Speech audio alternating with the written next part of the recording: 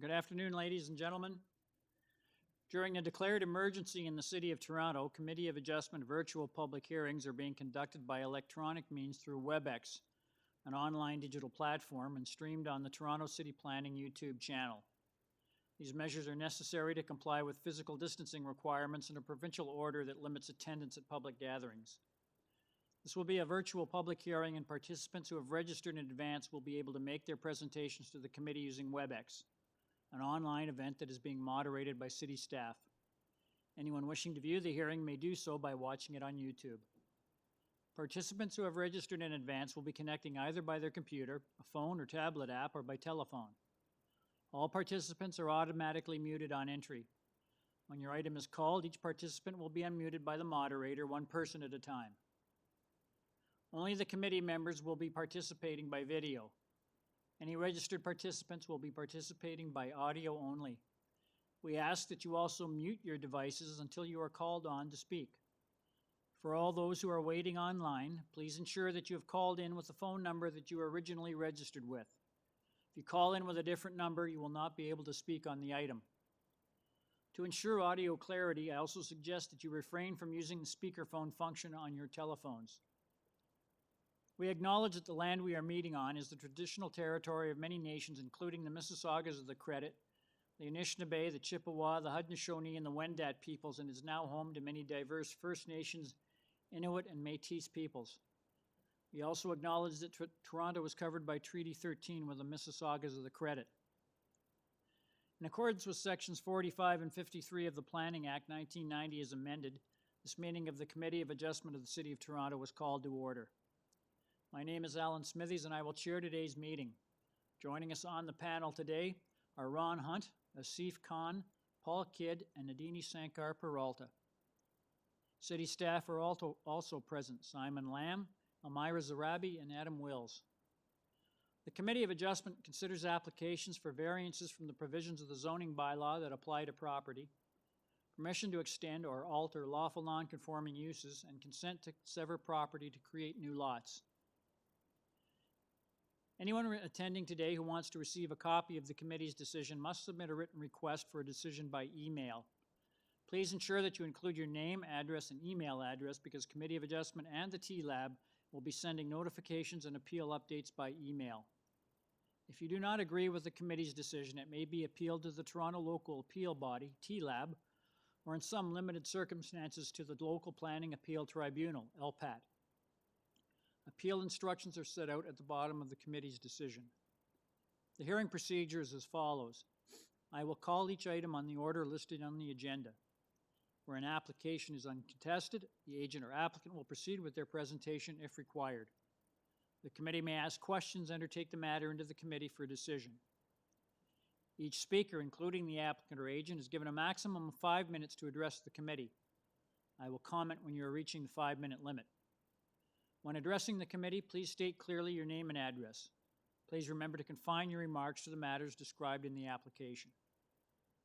The applicant or agent will proceed first and will make a presentation to the committee of the application. Please note that the committee may not entertain revisions to proposals at the hearing today. To ensure that a revised application is accurate and that all those entitled to notice of the application are informed of the changes, the committee may decide to defer the application if it has been substantially revised. Then, individuals, either in support or opposed to the application, are invited to speak. Committee members may ask questions of each speaker after they have finished their presentation. When all speakers are finished, the applicant or agent has an opportunity to rebut only those issues that were raised by the speakers. This marks the end of discussion on the item. The application is then taken into committee for a decision. Are there any panel members here today who have a conflict of interest they'd like to declare? None? Great, thank you. We have a deferral request on item number 35. We will deal with that first. I have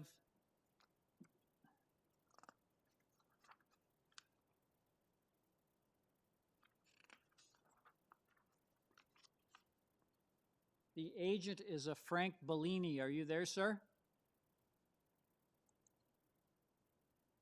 Mr. Yes. Mr. Bellini, Can you hear are me? there? Yes. Yes. Yes. Can you hear me? Yes, can I get your full name and Okay, address, great. please, sir? Sure. It's Frank Bellini, and it's at 202 Ava Road, Suite number 2. Okay, thank you, sir. I understand you'd like a deferral. I note that we have a report from the city planning dated the 26th of November requesting a deferral to revise the variances and adjust to accommodate a potential lane widening in transportation services. Had a similar comment that there is a potential for a lane widening that would affect your variances. I understand you'd like to defer your application. That's correct. Sir, I have just to two give us time to discuss it with. with planning and transportation. I have two other persons who are registered to speak on your item. I'm just going to ask them if they have any objections to a deferral. I'll just ask if they're there. I have a Mr. Tony Lombardi. Are you there, sir? Tony Lombardi, are you there? Mr. Chair and members, Tony is not present on the call. Oh, Thank you, Mr. sorry, Wilson. he is. Thank you, Mr. Will. No, I am present. He is. Hello, I'm sorry. Mr. Lombardi, I am are you here. there? Can I get your full name and address, please? my name is Tony Lombardi, and my address is 51 Granger Street in Vaughan, Ontario. Okay, thank you, sir. I just wanted to ask, the applicant is requesting a deferral. He has to revise his plans in order to accommodate a potential lane widening. Do you have any objection to a deferral? Okay, thank you. Widen the whole lane? Pardon me? Hello? Yeah, you're kind of breaking up. So he wants a deferral to widen the lane? Sir, he wants a deferral because he has to revise his plans. There's a potential lane widening or conveyance of land that may have to be made to the city. So he has to revise his plans, which means it's going to affect his variances, and he'll have to resubmit a new application, which will again be recirculated to the neighborhood. Okay, and we're on the right, this concerns 647 and 649 St. Clair Avenue West, right? Well, it's the same address. Okay, yeah, I'm fine Okay, with that. All right, thank you.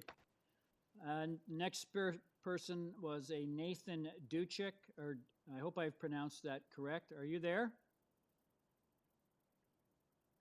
Nathan, are you there?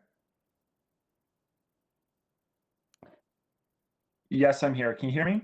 Yes, I can hear you, sir. Can I get your full name and address?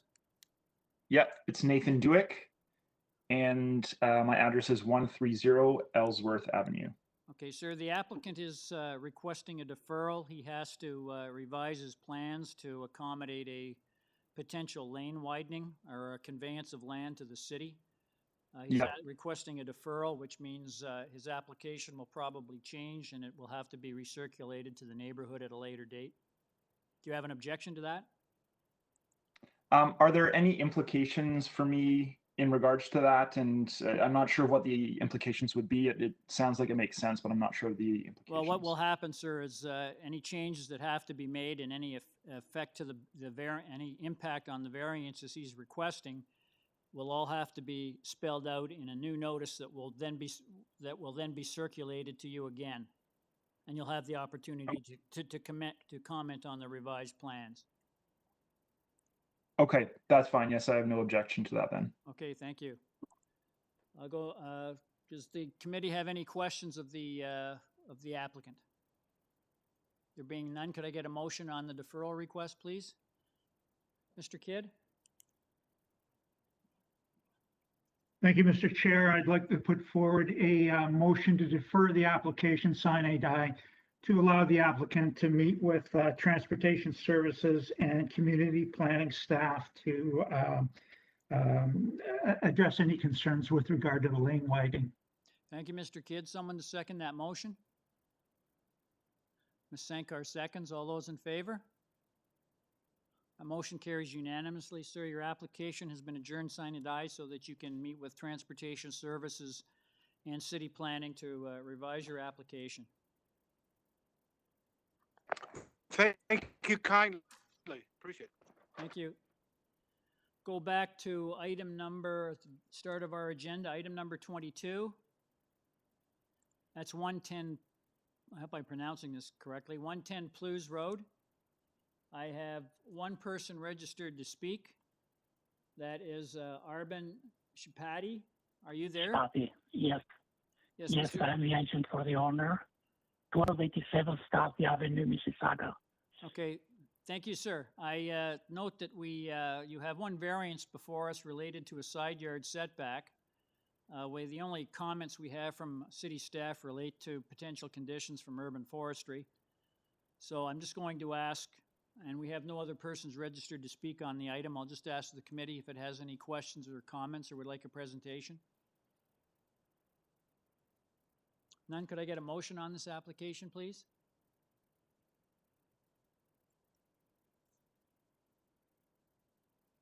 Ms. Sankar? Through you, Mr. Chair, I believe this is minor in nature and as such, I'll put forward a motion to approve this application subject to forestry. Thank you very much. Someone to second Ms. Sankar's motion? Mr. Kidd seconds. All those in favor? That motion carries unanimously. Sir, your application's been unanimously approved, subject to urban forestry conditions. Thank you. Thank you very much. Thank you. Item number 23, 28 Dunsmore Gardens. I have one person registered to speak, the agent Kevin Manuel. Are you there, sir? Yes, I am here. It's Kevin Manuel. I am at 55 Town Center Court, Suite 700 in Toronto. Okay, thank you, sir. I note that you have three variances before us. It's pretty clear what you're asking for, but we do have, the only comment we have from city staff is from urban forestry. And they're recommending that your application be refused due to the impact on a bylaw protected tree, which it's my understanding there's a city-owned cherry tree in the boulevard that they're in particular reference to. Would you like to address the committee with regards to that issue? I would like to, Mr. Chair. First of all, the cherry tree, just to confirm, the cherry tree is actually located on private property in the backyard. We did submit a revision to the site plan earlier this week, which shows where that tree is in the backyard. We have had some discussions with urban forestry. Yeah, the tree, this isn't the revised drawing that we submitted, but it does show the tree between the house and the proposed garage. There's a circle almost exactly in the center of the page, which shows where this tree is. That's the one right there. That's the revised drawing we submitted in discussion with urban forestry. I also believe their recommendation is, or their comments indicate that a condition might be accepted by the committee if the committee feels the proposal has merit, that it would be conditional on receiving the approval to remove that tree. We have made an application to urban forestry on Friday, November 27th to get permission to remove that tree, and that application is under consideration at the moment. Okay, thank you, sir. I think you appreciate the impact or the ability of urban forestry. They could, even if we approved your application, they could deny your request and you'd be before community council to argue your case. So you're aware of the risk. Absolutely. Unfortunately, we've looked at different options to accommodate my client's needs, and there really isn't any other way that we can avoid that particular tree and continue to avoid all of the other trees that are on the property. It's a fairly well-treed lot, and we did coordinate with the arborist to locate the building to have as little impact on the trees as possible. Unfortunately, we couldn't miss them all. Okay, thank you, sir. The variances you're requesting, you have 3 of them. I think the committee's pretty clear on what you're asking for. I'll just ask the committee if it has any questions or comments, or if it would like a presentation. Mr. Kidd? Thank you, Mr. Chair. Mr. Manuel, I'm looking at the letter from you dated, I can't see a date on it, but anyway, you're proposing to revise the 3 variances? Is that, are they still, are you still asking for those revisions? Okay, through you, Mr. Chair, that is correct. We did have discussions with the planning department regarding our application, and we made some adjustments to our application to deal with their particular concerns. If you like, I could go through those adjustments just to clarify for you. Okay, so sir, can you tell the committee, if you're proposing to change your variances, can you please tell them, can you go through each one and tell us which one you're changing and what is the magnitude of the change? Absolutely, Mr. Chair. The first one I was going to deal with is the proposed driveway width. In the front yard, we are asking for 5.68 meters to allow for visitor parking in the front yard while maintaining access to the rear yard proposed garage. However, we have reduced the driveway width in the rear yard that we're requesting from 12.11 meters to 11.5 meters. I would note that all the... Hang on, just let me... Sorry. So what it reads now, the proposed driveway width in the front yard is 5.68 meters, and the proposed width of the driveway in the rear yard is 12.11 meters. You want that last figure changed from 12.11 meters to 11.50 meters. Is that correct? That is correct, sir. You're proposing any changes to the other 2? Yes, we are. Again, in consultation with the planners, we have reduced the height of the building. So we were asking originally for 5.0 meters. We are now looking for 4.5 meters. Okay. And finally, the area of the building, which we were originally asking for 99.87 square meters, we have reduced that to 90.85 square meters. Okay, let me just get this clear. Variance number 2, the proposed height of the ancillary building is 5 meters. That's changing from 5 meters to 4.5 meters. That is correct. Variance number 3, the proposed floor area of the ancillary building is 99.87 square meters. That's being reduced to 90.85 square meters. That is correct. Okay, thank you. I'll just ask the committee if it has any questions or it would like a presentation. Mr. Khan? Thank you, sir. Mr. Chair, I have a question for the applicant. I mean, I find number 3 variance still very high. Well, the maximum he can have is 60 meters square, 60.0 meters square. And he's changing from 99 to 90.85 meters square, which is quite high. It still doesn't meet the zoning bylaw. It is far beyond it, too much. I'm not satisfied with this explanation of decreasing this one. Did you get the question, sir? Yes, I did.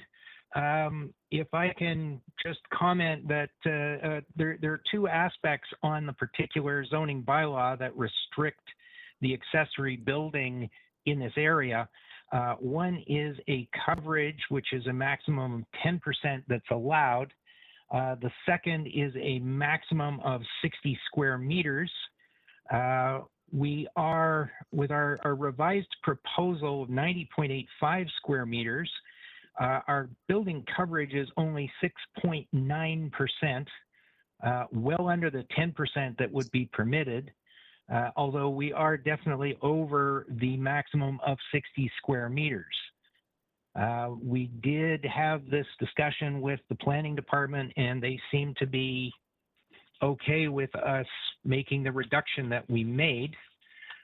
We still feel this is a fairly minor thing, especially given that the size of the lot is quite large, being on the outside of a corner.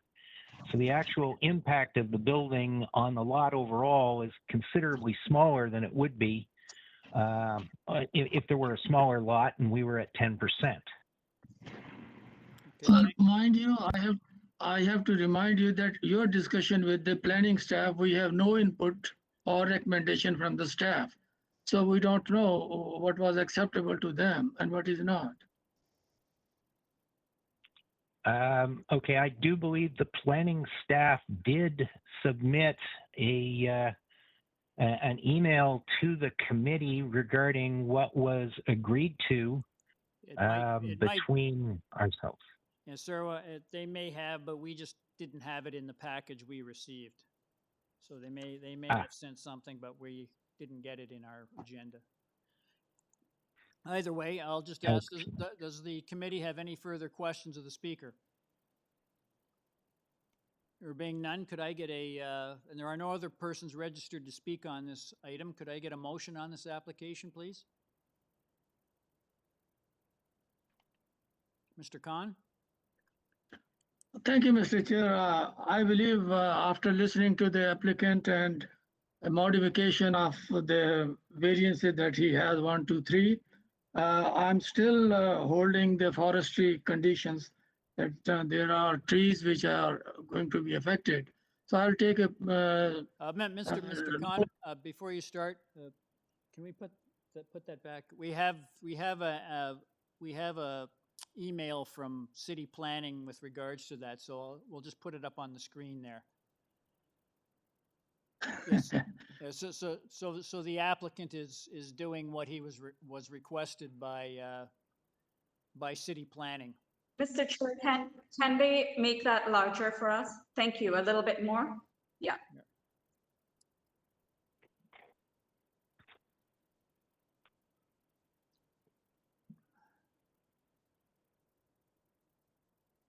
Well, Mr. Chair, I would like to move that under the circumstances, I would like to move that the variances are not minor.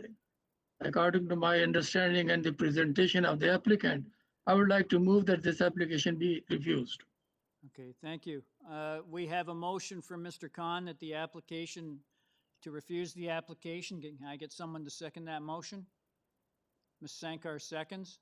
All those in favor? Opposed? There's a tie. I can't support that motion. Can I get another motion, please?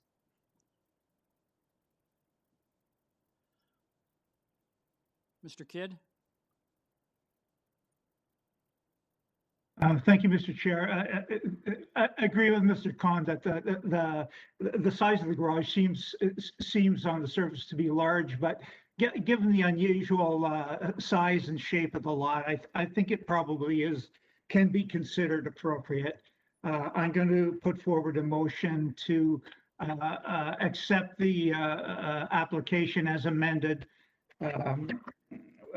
The amendments to all three requested variances as you've set out previously, Mr. Chair, and subject to forestry condition as well. Thank you, Mr. Kidd. Someone to second that motion? Mr. Hunt seconds. All those in favor? Opposed? Mr. Khan and Ms. Sankar dissenting, and I will support Mr. Kidd's motion, so that motion carries. Sir, your application has been approved subject to urban forestry conditions. Thank you very much. Thank you. Item number 24, 140 Randolph Road. We have two people registered to speak. I have a Chris Marchese is the agent. Are you there, sir? Yes, I am here. Can you hear me, Mr. Chair? Yes, sir. I have a report from city planning dated the 26th of November. They're recommending your application be refused. And we have a Also, we have a report from Transportation Services dated the 24th of November, which looks like a revised memo that has no objection to your front yard parking proposal. So you've got two divisions at odds with one another. If you could give us a presentation on what you see as the merits of your proposal. Yeah, just before I start, Mr. Chair, I just want to make sure that the committee members had a chance to review the cover letter that was submitted in advance of this application being presented to the committee. Which one is that, sir? It's a detailed cover letter just explaining the characteristics of the street. It included support letters across the street. It included a letter from the city, and it included a map showing existing front yard parking pads on the street. Yes, we have that, sir. We have that in our package. Okay, perfect. So just to expand on that then, Mr. Chair, the reason why we're here was due to the right-of-way management office providing a letter to the property owners of the subject property, advising that if a variance was not obtained for front yard parking, their curb cut would be closed and there would no longer be a driveway located in front of their house. The letter was attached to this cover letter as shown on the screen for your reference. The owners obtained a building permit in 2017 for an addition to an existing single-family detached dwelling. They obtained that building permit without coming to committee of adjustment. When that permit was obtained, the front yard parking pad variance was never identified as a variance needed, so we were forced to come back to committee of adjustment. When I originally submitted for a zoning review on this application, zoning once again told me that we were zoning compliant. Not until I explained to them what was going on that they determined that a variance was needed. As shown on the screen, just one slide before this, you will see that there is a block existing on Randolph Road with the west side of the street having laneway access. Out of 19 houses on the same side of the block, 14 houses have a front yard parking pad or driveway that does not lead to the rear of the subject properties or the rear lane garage. It's the exact same condition that's existing on 140 Randolph Road, and I provided pictures of houses across the west side of Randolph Road to depict the characteristics that are existing on the street. Policy 4.1.5 of the City of Toronto's official plan talks about the respecting and reinforcing the existing characteristics of a street. No construction is proposed to this application, and it is my opinion that it does respect and reinforce the existing characteristics of front yard parking pads not leading to the rear of the property on the street. I'm of the opinion that these variances meet the 4 test. It is a transportation-related variance, and transportation has no objection to these variances, and I ask that the committee approve these variances in front of you today. I'll be happy to answer any questions at this point. Okay, thank you, sir. I'll just ask the committee. Does the committee have any questions of the speaker? I'll go to the next person. Oh, I'm sorry, Ms. Sankar? Just a quick clarification. I heard the agent saying transportation has no objections, but they do. So, and it was in the light of what, before whatever you've explained, but they do recommend refusal regardless. So through you, Mr. Chair, an updated transportation report was issued with no objection to the application here in front of you today. Have we got that? Have we got that memo? Because I haven't. Yes, we have. We have one dated the 24th of November from Luigi Nicolucci. I only have the 24th of November, Yes. so. That recommends refusal. Yeah, I have one here, so Sir Chair. I'm just trying to pull it up. November 24th, based on the above, Transportation Services has no objections to the minor variance application number A0509/20NY. So as far as the latest report, Transportation has no objection, and that's through my conversation with the manager, Luigi at Transportation, who we've discussed it, and they revised the report, and it was received on December 1st. Can we go back? Can we I just have highlight the I have a comments copy of that. Yes, I have a copy too. Okay, there it is there. There's the comments section and the conclusion. But Mr. Chair, I have a question for him. Just a moment, sir. Just a moment, Mr. Khan. Ms. Sankar, can Thank you you. see that? Yes, I didn't receive it in my Yeah, package and I've checked, but this is now clear to me. Yeah, it responds to my concerns, absolutely. Okay, thank you. Mr. Khan, you had a question? Sir, yes, although Transportation Services have recommended no objection in the revised letter or email, I still have a question that they were raising in the beginning is about variance number 2. The width is 2.23, which they said in their original objection that it is substandard. It remains substandard 2.23 as against we need 2.6. So I need a little bit of explanation why it is substandard and it can't meet 2.6 standard. Yeah, through you, Mr. Chair. The driveway was originally created and has been there since the house was developed to provide access to the rear. The driveway has been a substandard width for the eternity of the house that the time that the house was built, and there's other substandard front yard parking pads on the street. There's no construction composed. The house was developed with the width of this driveway, and that is what we're proposing. We're not trying to add any construction. It has been proven through sufficiency and before the addition was added that a car has been located on that front yard parking pad as access to the rear and does have no effect on the right-of-way abutting the municipal right-of-way abutting the subject property. And therefore, I am of the opinion that the width has no substantial effect and can still satisfy a parking of a vehicle on that spot, as stated in the new updated transportation report. Okay, Thank you. thank you. Any further questions of the speaker? I'll move on to the next person on our list. I have a Paul Green. Mr. Green, are you there? Yes, I am.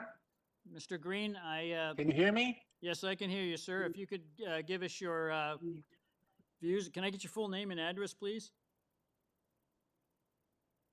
Yes, it's Paul Green, 134 Randolph Road. And I'm 3 doors south of the applicants.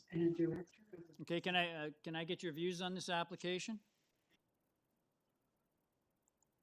Yes, I only was going to speak if there was, a real need for me to speak, but just to note that I have lived at this address for 23 years.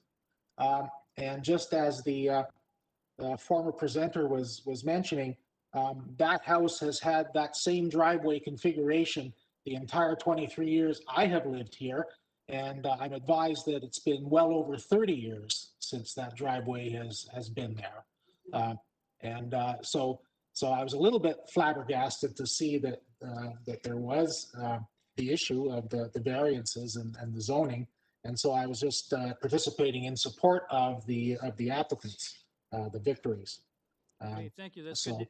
That's good to hear, sir. I'm a member of the. Any questions of the speaker? Yeah, I'm also. Just one more thing. No, I'm good. I'm good. Any questions of the speaker? No, we'll go back to Mr. Marchese. You're there, sir? Yes, I am still here, Mr. Chair.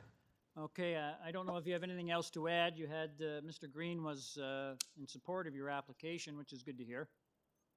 No, yeah, I mean, I think it's the existing characteristics that's on the street that presents itself in front of the committee today to show that front yard parking and front yard driveways have been a thing without leading to the rear. So that's what I just wanted to reiterate. And at this point, if any other questions are needed, I'll be happy to answer them at this point. Okay, thank you, sir. Does the committee have any questions of the speaker? Could I get a motion on this application, please? Ms. Sankar? Yes, through you, Mr. Chair. I do believe by the explanations provided by the applicant here today that, with his explanations, I feel fairly comfortable with the existing characteristic of this neighborhood and all of the proof that was provided, as well as the verbal support from a neighboring stakeholder. So what I'd like to say is this: I'd put forward a motion to approve this application as is. Thank you, Ms. Sankar. Someone to second that motion? Mr. Hunt seconds. All those in favor? That motion carries unanimously. Sir, your application is unanimously approved. Thank you. Appreciate it, Mr. you, Chair and sir. fellow committee members. Thank you. Item number 25, 619 Mount Pleasant Road. I have one person registered to speak. That is a Kevin McCrow. Are you there, sir? Yes, I am, Mr. Chair. Hello, sir. Can I get your full name and address? Sure, it's Kevin McCrow, 90 Eglinton Avenue East, Suite 970, postal code M4P2Y3. Okay, thank you, sir. I just wanted to ask if you've had the opportunity to read the Transportation Services report of the 23rd of November. They had no objections to your application. Yes, we have, Mr. Chair. Thank you, and we concur with the recommendations. Okay, thank you, sir. I'm just going to ask the committee, it's pretty clear what you're asking for in these variances, so I'll just ask the committee if it has any questions or comments or would like a presentation. Mr. Khan? Thank you, Mr. Chair.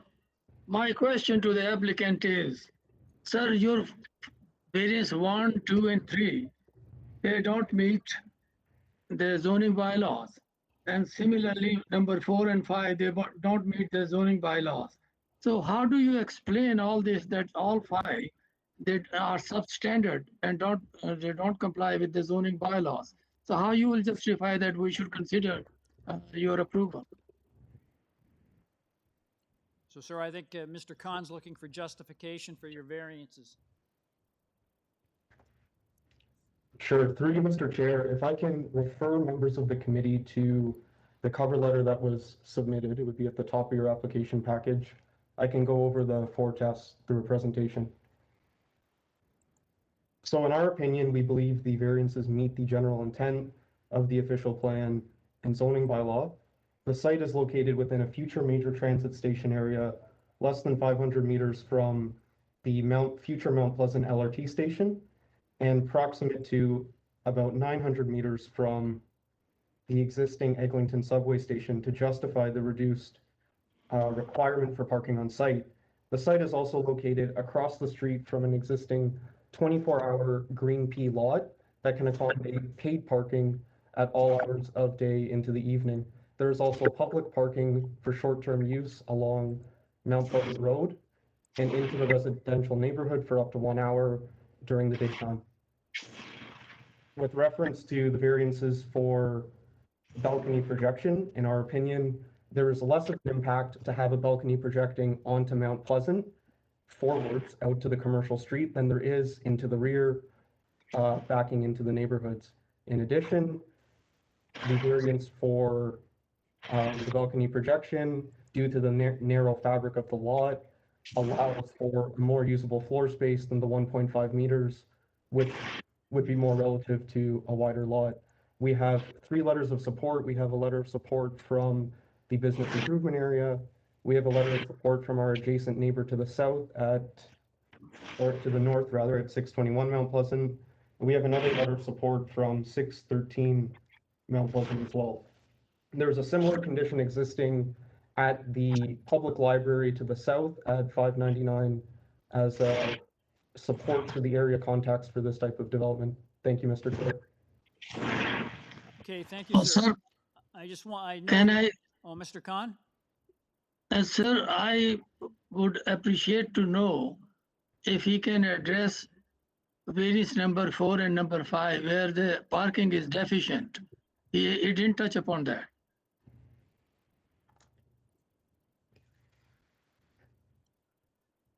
Sure, I can, through you, Mr. Chair, I can add on to that. So for variance 4 and 5, Mr. Khan, we are within 500 meters of a future LRT station, which will be located at the corner of Mount Pleasant and Eglinton. In the City of Toronto's official plan and in the Yonge and Eglinton secondary plan, as amended by OPA 405, there was strong support within the existing city policies for reduced parking, transit use, and active transportation use, and less dependency on the automobile within existing and planned major transit station areas in the city. Thank you.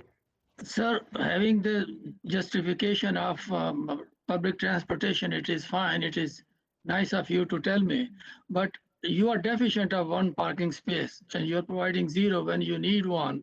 That is the minimum. How do you justify not having 1? Through you, Mr. Chair, there are opportunities for parking at the existing Green Pea lot on the opposite side of Mount Pleasant Road, located northwest of Mount Pleasant and Manor Road. Additionally, the unit types proposed are smaller scale units for a smaller family size or for a smaller tenant size of approximately one person per unit. There is one one-bedroom unit proposed and one two-bedroom unit proposed for the residential units. These are smaller scaled units. There are other precedent applications in the Yonge and Eglinton area that propose significantly reduced parking, or alternatively, high-rise and mid-rise buildings that have parking in the range of 0.1 to 0.2, which is a substantial reduction from the zoning bylaw requirements. Thank you.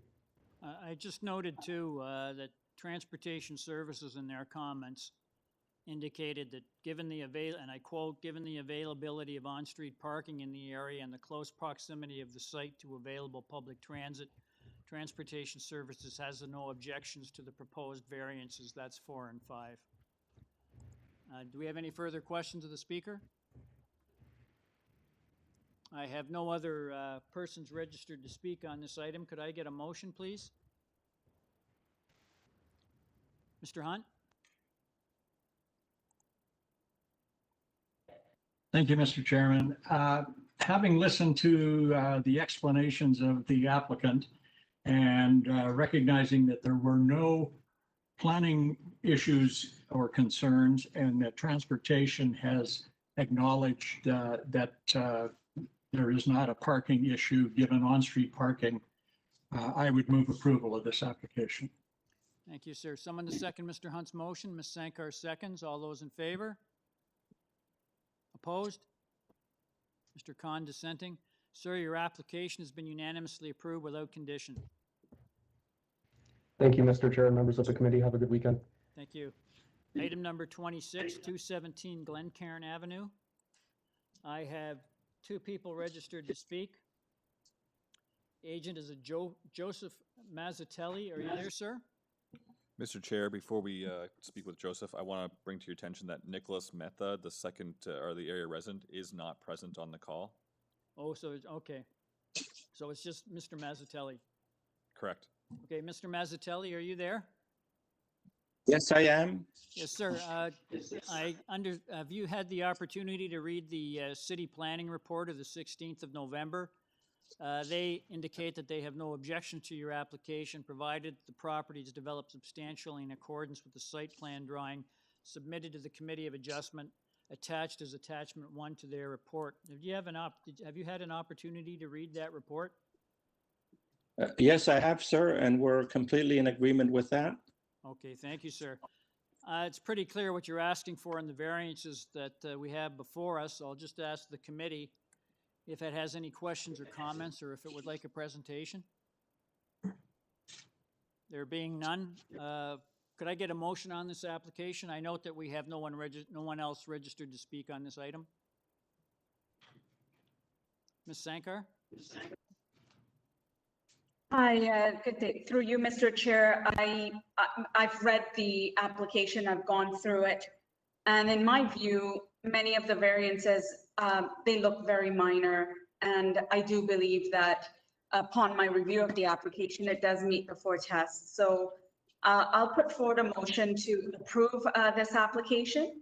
I'll make it subject to the November 16th staff report, and that the property be developed substantially in accordance with the site plan drawing submitted to the committee, and forestry would apply. Thank you, Ms. Sankar. Someone to second that motion? Mr. Hunt seconds. All those in favor? That motion carries unanimously. Sir, your application's been unanimously approved, subject to urban forestry and city planning conditions. Item number 27, 25 Tangemere Road. I have one person registered to speak. That is the agent, Ryan Cyrus. Are you there, sir? Good afternoon. Yes, I am. Yes, Mr. Cyrus, have you had the opportunity to read the city planning report of the 26th of November? They indicate they have no objection, provided that your proposal is developed substantially in accordance with the side exterior or main wall heights as seen on the north and south side elevation drawings attached to this report. Have you had the opportunity to read that report? Yes, I did, and we are in agreement with that report. Okay, thank you, sir. We have 3 variances before us. I think the committee's pretty clear on what you're asking for. I'll just ask if they have any questions or comments or would like a presentation. None. We have no other persons registered to speak on this item. Could I get a motion, please? Mr. Khan? Thank you, sir. I would like to move all these variances are minor in nature, and therefore I would move as recommended by the staff. They will be substantially in accordance with the site exterior main wall heights as seen on the north and south side elevation drawings attached to this report. Therefore, I move it should be approved with these conditions. Thank you, Mr. Khan. Someone to second that motion? Mr. Kidd seconds. All those in favor? That motion, Ms. Sankar, are you in favor? Ms. Sankar, are you in favor? I didn't get your hand. I'm sorry, I'm All in right, favor. Thank you. Sir, your application has been unanimously approved, subject to city planning conditions. Thank you so much. Thank you. Now on item number 28, 16 Rappert Avenue. I have 3 people registered to speak. The first person is the agent, Jim Katsopoulos. Are you there, sir? Good Sir, we're having afternoon, Mr. trouble Chair, hearing you. members of the committee. Yes, I am. Oh, that's better. Thank you, sir. I just wanted to ask, did you have the opportunity to, sir, you've got some other audio devices on. We're getting feedback, an echo. Can you just speak through your phone? Oh. No, sorry, is that better, Mr. and Chair? Jim, yeah, if you can look to close, maybe you have YouTube going or your speakers on your laptop are going. If you get your headset to plug in, that would solve a lot of problems.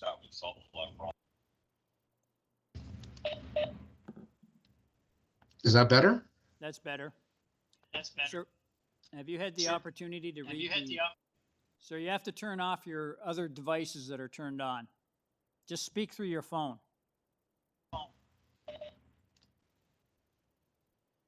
I think I've got everything else off. Okay, as long as you got something running because we're getting an echo. Okay. I think I have everything off, Mr. Chair. Okay, well, okay. There's something somewhere that's, sounds, okay, we'll try it.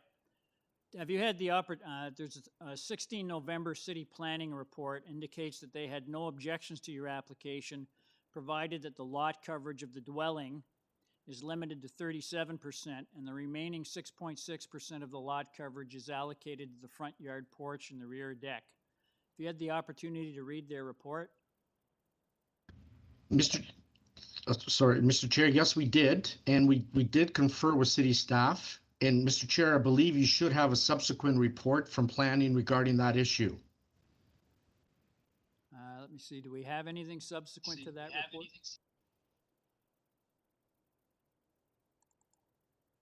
The last staff report from city planning we have is dated November 16th. Okay, it's on the screen here, committee. We have a subsequent memo dated November 25th. It looks like an information report. Can we go down to the comments? Subject.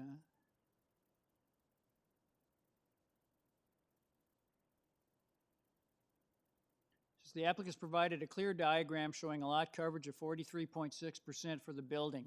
The 43.6% coverage would be for the building footprint since the second floor is covering part of the rear deck and front yard porch. City planning does not have any objection to the proposal because the specific location of the property, which is situated adjacent to Mount Hope Catholic Cemetery in the rear of several commercial buildings. This report will replace their previous staff report about November 16th. So they've changed their memo, so they have no objection to the proposal and they have no recommended conditions. I'll just ask, does the okay, sir, what I think you should do is, because we have 2 other persons registered to speak, If you could give us a brief presentation on what you see as the merits of your proposal. Chair, in this instance, Mr. Chair, it's all about location of the property relative to its surrounding community and land use context. In this instance, Mr. Chair, we basically have a three-sided island. The subject lands are directly abutting the Mount Hope Cemetery to the north. They are looking at the rear of the RioCan multi-unit commercial development to the east. And then on the west, Mr. Chair, the abut a very substantive pie-shaped lot off of Glen Ave Court on Glen Ave Avenue. And between the two buildings, Mr. Chair, there's almost a separation of 22 or 23 meters. In this case, so that's the locational attributes of this property, Mr. Chair. Yes, thank you. You can see it right there. It's the last dwelling unit on the cul-de-sac. In terms of the side yard reduction, Mr. Chair, it is the north side yard, which directly abuts the cemetery. The height will be in compliance with the city's newer bylaw, but will be a deficiency of about 0.9 meters from the old North York bylaw. The lot coverage and the height, Mr. Chair, will be similar to what else has been granted just to the south of the property. And on that basis, Mr. Chair, we feel that the application before you has merit in terms of the 4 tests under the Planning Act. Thank you. Thank you, sir. Does the committee have any questions of the speaker? There being none, we'll go to the first person on our list. I have Wequian Zhao. Are you there, sir? Mr. Chair and members, they are not present. Okay, thank you. Next person on the list is Marie Fullerton. Are you there, madam? I am here. Yes, madam. Can I get your full name and address, please? Marie Fullerton, 10 Rappert Avenue. Okay, thank you. If you could give us your views on this application. I live 3 doors south of the property that we're discussing. I am also a residential realtor and broker, 10 years working this neighborhood. And I want to speak in support of it. The houses that were shown on the screen at the end of these cul-de-sacs or dead-end streets along here are all in higher end priced homes. They are situated where you have a dual choice of public schools, so they're highly sought after, and they tend to be built up into larger homes. So I do think that this proposal is in keeping with the neighborhood and is tastefully done. Okay, thank you, madam. That's good to hear. Does the committee have any questions of the speaker? There being none, we'll go back to the agent. Sir, do you have anything else you'd like to add? Mr. Chair, at this time, I do not. Thank you. Okay, thank you. I'll go back to the committee. Can I get a motion on this application, please? Please note that just before we start, Mr. Hunt, that revised city planning report had no conditions recommended to it. Thank you. Thank you. Thank you, Mr. Chairman. Having listened to the proponent for this application and the fact that the planning department has no issues with it, we've had no other concerns expressed by other departments, I would recommend approval of this. Thank you, Mr. Hunt. So you second that motion? Ms. Sankar seconds. All those in favor? That motion carries unanimously, sir. Your application's been unanimously approved, subject to urban forestry conditions. Now on item number 29, 100 Kingsdale Avenue. I have one person registered to speak.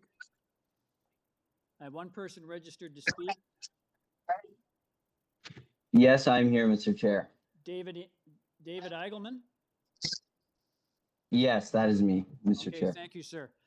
I wanted to ask, do you have some other audio devices turned on, sir? We're getting some feedback from, can you just speak through your phone?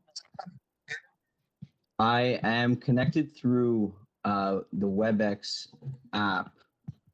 I don't David, have I think it's all anything right. else Just open. continue along here, and we'll make it work. Okay, thank you. It should be noted, Mr. Chair, that typically most folks that participate use the WebEx application, be it on the computer and not their phone. Okay, thank you. Mr. Eggleman, I just wanted to ask, have you had the opportunity to see the report of, there are a couple of reports. There's one from Transportation Services dated 26th of November. It's a revised report, indicates that they have no objection to your requested variances.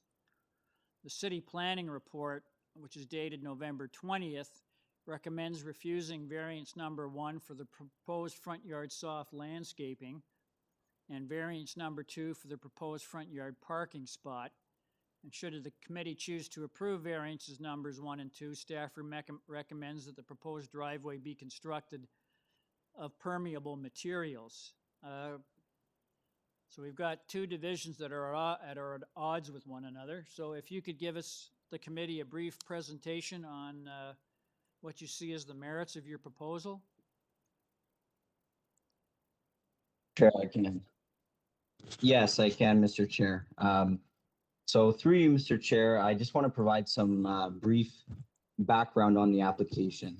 This application was previously deferred due to a transportation services report, which was issued for the original application and had recommended deferral to deal with transportation-related issues. We were then retained by the property owner upon deferral of the original application to deal with the identified issues. Consultation with myself and transportation staff then took place, and a revised site plan was submitted for this application, which is a site plan in front of you today. Transportation Services have now issued the revised report and have no further concerns related to this application. Further, discussion with community planning staff also occurred regarding the use of permeable pavers for the proposed driveway. No concerns or issues with this proposal were raised during this consultation period. Additionally, the owner is agreeable to the use of permeable pavers, and this was made aware to community planning prior to the issuance of their report. It was understood that community planning had no other concerns related to this proposal up until the issuance of the latest community planning staff report. Just to get into the variances, in regards to variance number 2, the application requests a reduction in minimum required parking space length to 5.49 meters, whereas the bylaw requires 5.6 meters. As well, in regards to variance number 3, the application is proposing 2 parking spaces in the front yard, whereas the bylaw does not permit parking to be located in the front yard. In regards to both variances, number 2 and 3, the proposed parking spaces are provided in an appropriate location with an appropriate length and will reasonably accommodate the type of passenger vehicles which are typically owned by residential households. In addition, the proposed parking spaces are provided entirely on the proposed paved driveway, leading to the existing garage, which is similar to other existing driveways located on Kingsdale Avenue. And I will direct the committee to my neighborhood photos, which have been submitted with this application. Further, Chapter 10.580.10.4 of Bylaw 569/2013 states that in the residential zone category, for a detached house where a private driveway leads directly to the dwelling unit, vehicles may be parked on the private portion of the driveway leading to a parking space. The proposed driveway is 11.151 meters in length from the front main wall of the dwelling to the closest edge of the sidewalk. As a result of the location of the property line, 5.49 meters of the driveway is within the private portion of the subject property, and the remaining 5.66 meters of the driveway is within the municipal boulevard.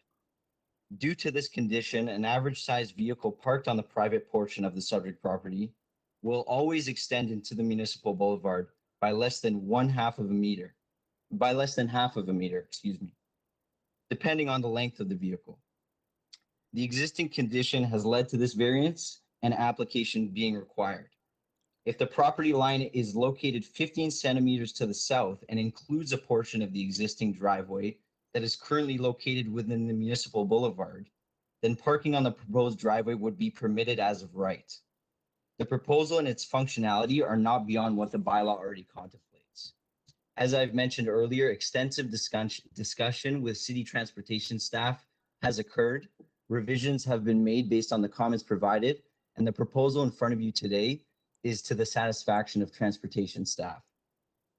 In regards to the front yard soft landscaping variance, this application is proposing a front yard soft landscaping area of 53.5%, whereas the bylaw requires 75% of the front yard to be soft landscaping.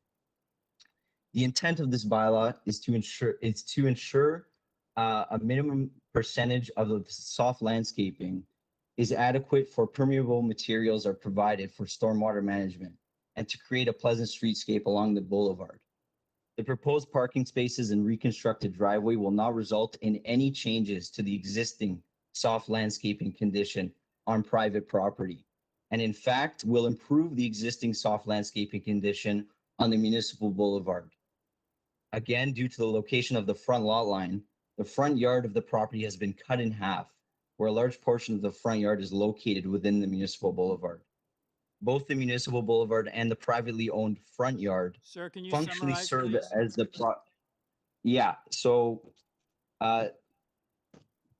the municipal boulevard and the private front yard both functionally serve as the property's front yard. Okay, Due to the justification provided, I'm of the opinion that these variances meet the four tests under section 45(1) of the plan. okay, thank you, sir. Does the committee have any questions of the speaker? Mr. Khan? Thank you, Mr. Chair. My only question is that although Transportation Services has no objection, but they have front yard parking license to be obtained prior to the approval. Now, I am asking, does he have any intention of getting a permit for parking? The question from Mr. Khan was if you're proposing to get a front yard parking permit. So through you, Mr. Chair, through consultation with transportation staff and through the revised letter, the revised memo that they have submitted for this application, there is no longer any conditions in being imposed by transportation staff. And as such, we would not require a front yard parking license. Okay, thank you, sir. Any further questions of the speaker? Can I get a motion on this application, please?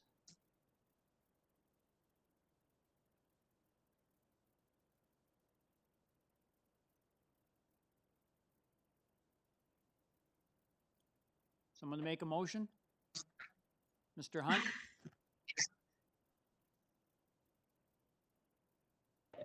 Thank you, Mr. Chairman. Based on, sorry, are we okay? Yeah, we can hear you. Okay. Based on the applicant's explanation and the follow-up memo from transportation and the explanation as to why the application has been made, I will move that it be approved, subject to the proposed driveway be reconstructed of permeable materials. Okay, thank you. Someone to second Mr. Hunt's motion? Ms. Sankar seconds. All those in favor? That motion carries. Sir, your application's been unanimously approved, subject to constructing the driveway with permeable materials. Item number 30, 5600 Yonge Street is I have one person registered to speak. That is Ken Tai, T-A-I. Are you there, sir? Yes, Mr. Chair, I'm Ken Tai from Tai Yes, Architect. My address is... Can I get your full name and address, please? Yeah, my full name is Ken Tai. Address is 12 Rosemount Avenue, Thornhill, L3T6T2. Okay, thank you, sir. We have a memo from Transportation Services dated the 23rd of November. And they wanted you to defer the application so that you could provide a parking demand study. Now, would you like to defer the application to provide that study? No, our clients, we want to explain to the committees why we are asking for the reductions. Okay, please go ahead. Yes, good afternoon, Mr. Chair and committees. Yes, we are asking the reductions from 54 to 18. It sounds a lot. But however, there is a conditions. The examiner determined the parking calculation is including the basement area, which is the storage area for now, which is what we are actually original proposing is a second floor change of use from an office to a restaurant. So in the existing condition, 18 parking is enough for a restaurant in the first floor and an office in the second floor. So originally, the parking calculations for the first floor restaurant is 15, and the basement is 0 because it's a storage. But when we're doing the change of use in the second floor, somehow the first floor and the basements is changing the calculation method from 15 and which is now enlarged to 36 parking. And our units, the second floor units from office, which is the free parking, is actually from the current calculations, we have to increase 15 parkings. So that's because of, we have to look into the whole building. So it looks like we're increasing 54 parking, from 18 to 54 parking. But actually, we are only asking, in reality, is only 15 parkings reductions because we're all originally is an office demand for 3 parking, and to be an restaurant is 18 parking in the current area. So that's we're trying to tell you, and this is on Yonge Street, and the area is all demanded by the public transit, and so we're not. There's only the North York bylaw is showing that we need a parking. Can I ask you, sir, the variance you're required to obtain from us relates to an old North York bylaw? I'm assuming. Correct. Does your property comply with the new 2013 bylaw? Correct. So yeah, so it complies with the current 569-2013 parking bylaw. Correct. Okay, thank you. We come. Okay, thank you. Does the committee have any questions of the speaker? Please note that we have no other persons registered to speak on this item. Could I get a motion on this application, please? Mr. Kidd? Thank you, Mr. Chair. I've listened to the explanation from the applicant, and I know there's a lot of parking, green P parking associated with the Finch subway station. I don't see that this should be a problem. I feel that it's the variance is a minor nature, and I'd like to put forward a motion to accept the application. Thank you, Mr. Kidd. Someone to second that motion? Mr. Hunt seconds. All those in favor? Opposed? And I'll support that motion. So that motion carries. Sir, your application has been approved. Thank you. Thank you, Chair. Thank you, committee. Thank you. Item number 31, 132 Neville Park Boulevard. I have one person registered to speak. That's the agent, Mike D'Oliveira. Are you there, sir? Hi, yes. Yeah, My Mr. name is Mike D'Oliveira, D'Oliveira. I'm here representing one. Oh, can I get your full name and address? I'm sorry. Yeah. My name is Mike D'Oliveira. I'm here representing 132 Neville Park. I'm with Replacement Design located at 911 Davenport Road. Okay, thank you, sir. I noted that there was a report from Transportation Services dated the 20th of November filed with your application, and they have no objection to your requested variances. I note that we have no other persons registered to speak here. The variances you're requesting, I think, are pretty clear to the committee. I'll just ask if it has any questions or comments or would like a presentation.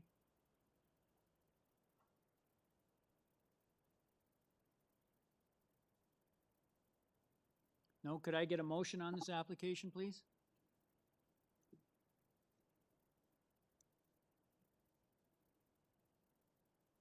Mr. Hunt? Thank you, Mr. Chairman. Having listened to the applicant and the fact that there are no planning issues, concerns, no TRCA concerns, and just the general urban forestry rules applicable and community support for this action, I would move approval. Okay, thank you, sir. Just, Mr. Hunt, I just wanted to ask I just wanted to say that the response from urban forestry didn't have any conditions attached to it. If you look at their No, report, it's it has none of the boxes ticked off. Okay, all right, that's fine. Okay, thank you. So we have a motion from Mr. Hunt to approve the application. Ms. Sankar seconds. All those in favor? That motion carries unanimously, sir. Your application's been unanimously approved without condition. Thank you very much, sir. Thank you very much. Have a good day. Thank you. Now on item number 32, 126 Maplewood. I have 3 people registered to speak. The agent is a Brad Abbott. Are you there, sir?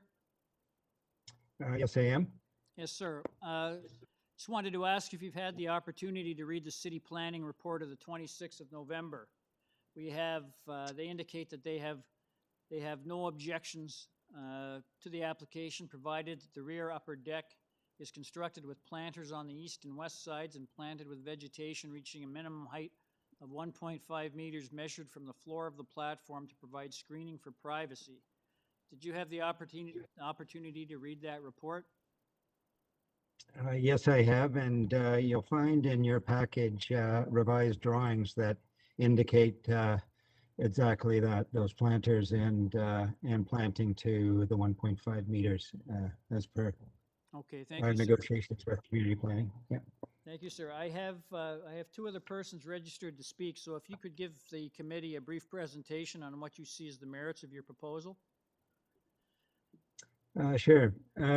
Yeah, I don't want to belabor the session with going through each bylaw and each variance, as they all seem to be minor. Community planning only really had the one concern, as you pointed out, and that is the terrace at the first floor at the back. We are a 2-story house. Therefore, the terrace at the rear is not a variance in itself. But I can address the building length, which I guess is a byproduct of one of the neighbors' complaints. The length variance, and I notice I'll just read what I said in the covering letter here regarding building length and depth. This is a variance that requires some explanation. The main body of the house conforms to the 17-meter bylaw. The extra length can be attributed to an extension of the basement, and that extension at the rear of the house is 2.24 meters, and it is partially above grade. And the addition of 0.76 meters at the front of the house for the entry stoop. So the house itself complies with the bylaw, and we're just asking for an extension of the basement. That basement ceiling height or roof height is really no taller than a typical backyard fence, so it really will not be seen from the neighbors and has really no impact on the neighbors. I think what the neighbors have been reacting to is the deck above or on the roof of that basement extension. But in fact, as I point out, that's not a variance. We are, as of right, allowed a deck of that size at the first floor level. So that's really a moot point. I don't know if there was any other contentious issues, certainly none expressed by staff. So with your permission, I'll just stop there unless I can address any of the others specifically. Okay, thank you, sir. I'll just ask the committee, does the committee have any questions of the speaker? Mr. Khan? Thank you, sir. I would ask, I mean, I was reading the Abbott's report and they were mentioning that transportation services has given them no objection. But we don't have any letter or any email from the transportation services as such. So I would ask the gentleman to tell me, do they have any letter or recommendation from the transportation services about having no objection? Well, there is that letter in the. I'm specifically talking about variance number 7. Yes. Perhaps we could pull up the site plan on the screen.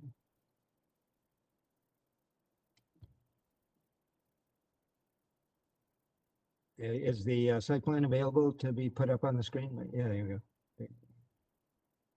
go. Yes, the driveway width, if we could zero in on the front yard, which is to the right of the footprint of the building.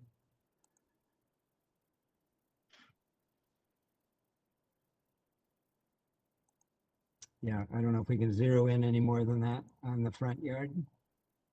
Brad, just continue with your presentation and we'll definitely be able Yes, to bring it up. go ahead, sir. Okay, sure. This is the driveway width is technical in nature. Our design features an integral garage, and as such, it has its own private driveway that is adjacent to an existing mutual driveway that must be kept paved for the benefit of the neighbor. This causes the extraordinary width that's the subject of the variance. The private drive plus the mutual drive, it has to be calculated together in an aggregate for width. We have tried to reduce the impact of this extra pavement by using part of the mutual driveway as access to our private driveway. As you see, it doesn't go directly to the street. We use the mutual drive as far as we can, and then we pull into the garage on our own property. The other reason for doing this was to increase our soft landscaping and landscaped open space, but also to protect a city-owned tree in the front yard. So if we're going to have an integral garage, this is absolutely the least amount of driveway that we could possibly design, in my view. Okay, thank you, sir. Any further questions of the speaker? Mr. Kidd? Thank you, Mr. Chair. I just have a question in regard to variance 3 and 4, the building depth and length.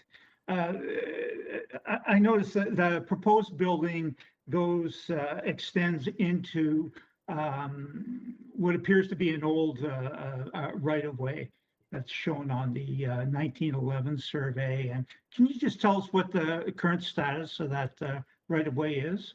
Yes, I can. Yeah, believe it or not, that right-of-way in the rear yard predates 1900. It is so old that it predates the requirement to list it as an instrument on the title. So we have worked with a neighbor to try to get their cooperation to have it removed. They were not cooperating, but as of the 26th of November, I believe it was, the judge's order was a judge ordered the easement to be removed, and it is in the process of being removed. Is that the section that's shown as 0.41 meters wide? No. It's at the rear of the lot. You'll see the mutual drive goes between the houses, our house and the house 124, and then it widens, and then it actually curves around to the property at 128. And it was originally conceived as an opportunity for 128 to access their rear yard, because they have, yeah. And in point of fact, that right of way has never been used in the last 50 years at least. Okay, thank you, sir. Mr. Kidd, did you get your question answered? Thank you. Yeah, thank you. Any further questions of the speaker? There being none, we'll go to the next person on our list. We have a Maxine Byam. Are you there? Yes, I'm here. Thank you. Madam, can I get your full name and address, please? Yes, Mr. Chair, my name is Maxine Byam, and I am a co-owner of 124 Maplewood Avenue, immediately to the east of the lot at 126 Maplewood Avenue. Okay, thank you, madam. If you'd like to give us your thoughts on this application. Thank you. Mr. Chair and committee members, I am here today to speak in opposition to the proposed variances. The 4 lots to the east of 126 Maplewood Avenue are not as deep as 126 and the lots to the west of it. The lot at 126 is also narrower than the standard lots in the neighborhood. While each of these lots exist legally, they are not consistent with today's zoning bylaw requirements. The applicant at 126 Maplewood is proposing to maximize the size of their house by reducing the side setback on an already narrow lot from the bylaw requirement of 1.2 meters to 0.7 meters. The applicant is also proposing to extend the building depth from the permitted length of 17 meters to 20.202 meters.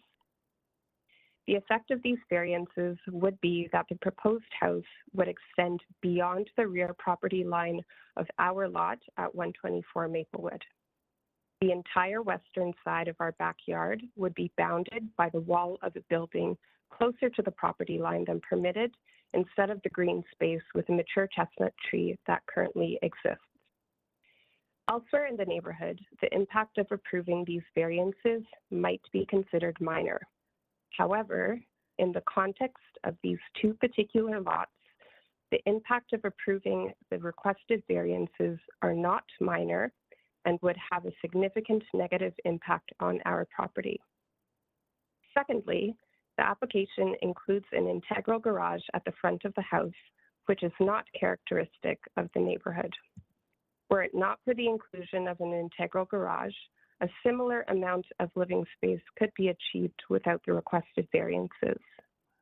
Furthermore, the inclusion of an integral garage means that the main floor of the proposed house is higher than the main floors of adjacent houses. This impacts the height of the proposed upper deck at the rear of the property, which will be higher than other main floor decks in adjacent houses. And this impact is amplified because the lot at 126 Maplewood slopes to the rear, resulting in reduced privacy for neighbors. For these reasons, we are requesting that the committee does not approve the requested variances. Thank you, Mr. Chair. Thank you. Does the committee have any questions of the speaker? There being none, I'll move on to the next speaker on our list, Penny Diamantakos. Are you there? Yes, I am. Madam, can I get your full name and address, please? Yes, good afternoon, Mr. Chair and members of the committee. My name is Penny Diamantakos, and I am the owner of 128 Maplewood, together with my mother on the west side of 126. You should already have received a letter from me setting out my concerns regarding this application, and I would just like to add a few comments. My major concern is the right-of-way, which crosses the rear of 126, and it has been used within the 50 years. I must correct the previous speaker. This actually provides an only means of access to the rear of 128 should the need arise for any emergency or any construction. And I may advise the committee and Mr. Chair that we have a permit to build a garage back there.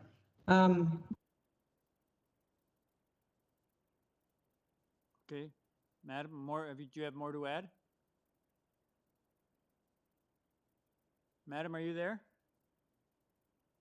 Mr. Chair. Are considering to appeal this decision. I also would like to note that the back deck as well, whether they put a screening of planters. It still will look into the rest of our backyards, imposing in on our privacy, whether they're looking north on Pinewood and Humewood Avenue. Thank you for letting me speak to this matter. Okay, thank you, madam. I'll go back to any questions of the speaker. I'll go back to Mr. Abbott. Mr. Abbott, you've heard the concerns expressed by the two neighbors. If you'd like to address them, please.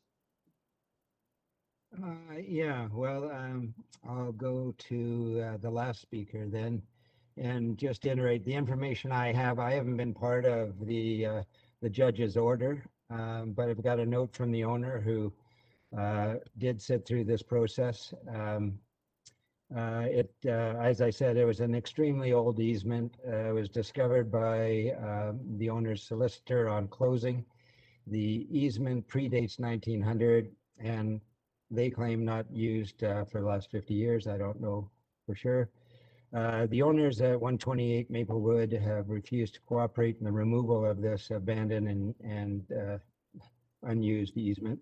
An application was filed to have the easement removed, and that application was successful on November 24th. A judge ordered the removal of the easement. The process is underway and will be completed in a few weeks. And, you know, our understanding is that an easement is immaterial to the granting of any variances. Is that not true? Well, with respect to this particular application, the easements aren't germane. No, that's correct. They have, Yeah, they have no bearing on the variances you're requesting. I did not think so. So that's really irrelevant to this proceeding. The comment about privacy loss on the first floor deck, it is a first floor deck, therefore it is as of right. And there's no variance for that. So I don't think that argument can be considered at all anyway. And notwithstanding that, we are still screening it off on the advice of planning staff. Okay, thank you. Does the committee have any questions of the speaker? There being none, could I get a motion on this application, please? Ms. Sankar? Through you, Mr. Chair, you know, having listened to what the agent had to say in rebut of the arguments of the stakeholders, you know, I accept these explanations, and upon review of this application, I believe that it meets the 4 tests upon my review. So I'll put forward a motion to approve this application. I'll make it subject to the November 26th, 2020 staff recommendations that the rear upper deck shall be constructed with planters on the east and west sides and planted with vegetation reaching a minimum height of 1.5 meters measured from the floor to the platform to provide privacy, screening for privacy, and it will be subject to forestry. That's my motion. Sankar. Someone to second Ms. Sankar's motion? Mr. Khan seconds. All those in favor? That motion carries unanimously. Sir, your application's been unanimously approved, subject to city planning and urban forestry conditions. Thank you, committee. Thank you. Item number 3350 Earl Street. I have one person registered to speak. That's Ryan Cyrus. He's the agent. Are you there, sir? Good afternoon. Yes, I am. Okay, thank you, sir. I just wanted to ask if you had the opportunity to read the city planning report of the 24th of November. They were okay with your proposal, but they're recommending that approval be conditional on the floor area of the takeout eating establishment not exceeding 100 square meters and limited to the ground floor in a configuration substantially in accordance with drawings 6 and 7 as submitted to the committee on June 23rd, 2020, and that garbage and waste material generated by the takeout establishment is stored in an enclosed space until pickup by a waste collector. Have you had the opportunity to read that report, sir? Yes, and we are in agreement with that. Okay, thank you. Does the, it's pretty clear what you're asking for in the variances, sir. I'll just ask the committee and the 2 variances we have before us. I'll just ask the committee if it has any questions or comments or if it would like a presentation. There being none, could I get a motion on this application, please? Ms. Sankar? Yeah, through you, Mr. Chair, I do believe that this is minor in nature, and I'll put forward a motion to approve this application. I'll make it subject to the November 24th staff report, which you have already mentioned those recommendations, Mr. Chair. And so that's my motion. Okay, thank you. Someone to second Ms. Sankar's motion? Mr. Hunt seconds. All those in favor? That motion carries unanimously. Sir, your application has been unanimously approved, subject to city planning conditions. Thank you so much. Thank you. I have item number 34, 12 Ganon Drive. I have two people registered to speak. The agent is this Pascual Aiello. Aiello, are you there? Pascual. Can you Mr. hear me? Aiello, are you there? Yes, we're here. Yes, can I get your full name and address, please? Pasquale Aiello, Organica Studio, 145 Birmingham Street, Unit 7, Etobicoke. Okay, thank you, sir. Just wanted to, there are a couple of reports here from city staff. One from the TRCA, Toronto Region Conservation Authority, dated the 23rd of November. They have no objection to your application. There's also one from planning, which is city planning, dated the 27th of November, indicating that they have no objections, but approval is conditional on variance 3, related to the side exterior main wall height limited to the proposed third-story addition and constructed in accordance with the drawing C1, C5, C6, C7, and C8, which are plans received by the committee on November 16th. And another relating to variance number 5, relating to front yard landscaping, shall be approved provided that the proposed walkway, as illustrated on the supplementary site plan C1, received by the committee on the 27th of November, is installed with permeable materials, and the driveway limited to 3.13 meters in width. So it's a pretty wordy one, but it's, I think you've had the opportunity to read that report. Yes, we have. So variance number 3, it's actually variance number 2 with the pair of main walls, and we're okay with the conditions imposed. Oh, so I'm sorry, are you proposing to change variance number 2? No, sorry, we're in agreement with these. Okay. It's listed as variance number 3, but it's actually variance 2. Okay, hang on, you've lost me. Can you go through that again? Mr. Chair, I think he might be quoting the zoning review and not the actual public notice, or vice versa. Oh. And ultimately, he's on the same page as you. Okay, sir. So you have to go from the notice. Read from the notice. Okay. The notice is a public notice. A public hearing notice. So, yeah. So we're in agreement with those two. The issue with so there's another variance, the wooden deck at the rear of the house. Due to the slope of the property and through consultation with TRCA and Ravines, the proposed recessed deck location was the most logical place. And the neighbor right to the north, number 14, supports this proposal as is indicated on the letter report. Sir, hang on a second. Are you proposing to make changes to your application, to your variances? No, no changes. Okay, so we have one person registered to speak.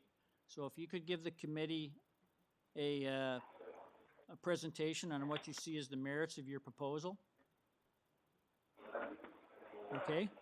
Okay. Can you proceed? So I can walk through all the 4 variances. So the first one is the wooden deck at the rear of the house. Because of the slope of the property, this was the most logical location. It is set back on the side from the neighbor, from the rest of the building. The neighbor to the north at number 14 is in support of this proposal, and they're the only ones that would see this deck. For number 2, the maximum height of specified pairs of main walls. So it's an architectural feature that we have on this property. It's to bring in additional light and natural air. Number 3, we have removed that second floor platform. So now we've enclosed that space. That item is resolved. And for number 4, we spoke with Kasia, the assistant planner, and we worked out to increase the soft landscaping to 48.8%. And her letter is included in the portal.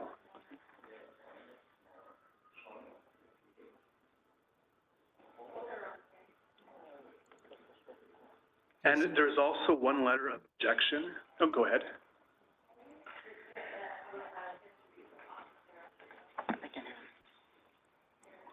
There is also one letter of objection.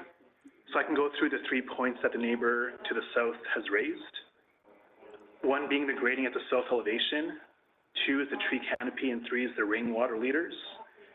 So for the south elevation, urban forestry and us, we have agreed to not touch that tree. We're going to have a TP's fence on that property line.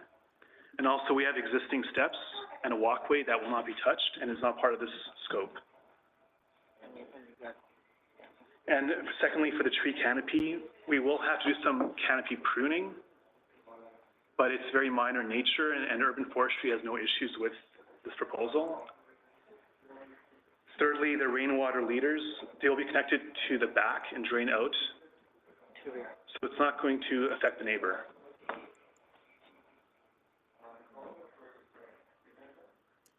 Okay, thank you, sir. Does the committee have any questions of the speaker? There being none, I'll go to the next person we have on our list. I have a David Freeman. Are you there, sir? David Freeman, are you there? Hold on. Yes, Mr. Freeman? Yes, I'm here. Thank you. Can Yeah, I get I'm your here. full name and address, please? David Freeman, 10 Glencannon Drive, Toronto. Okay, thank you, sir. If you'd like to give us your thoughts on this application?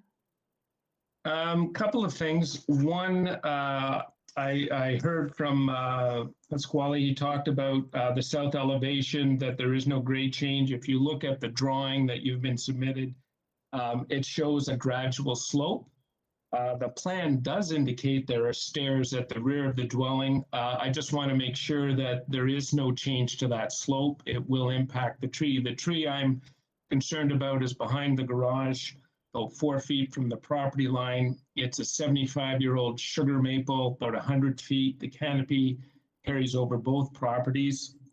We have had some pruning done previously. So my concern with the tree pruning is they're going another meter above on the exterior wall, main wall facing a side lot line.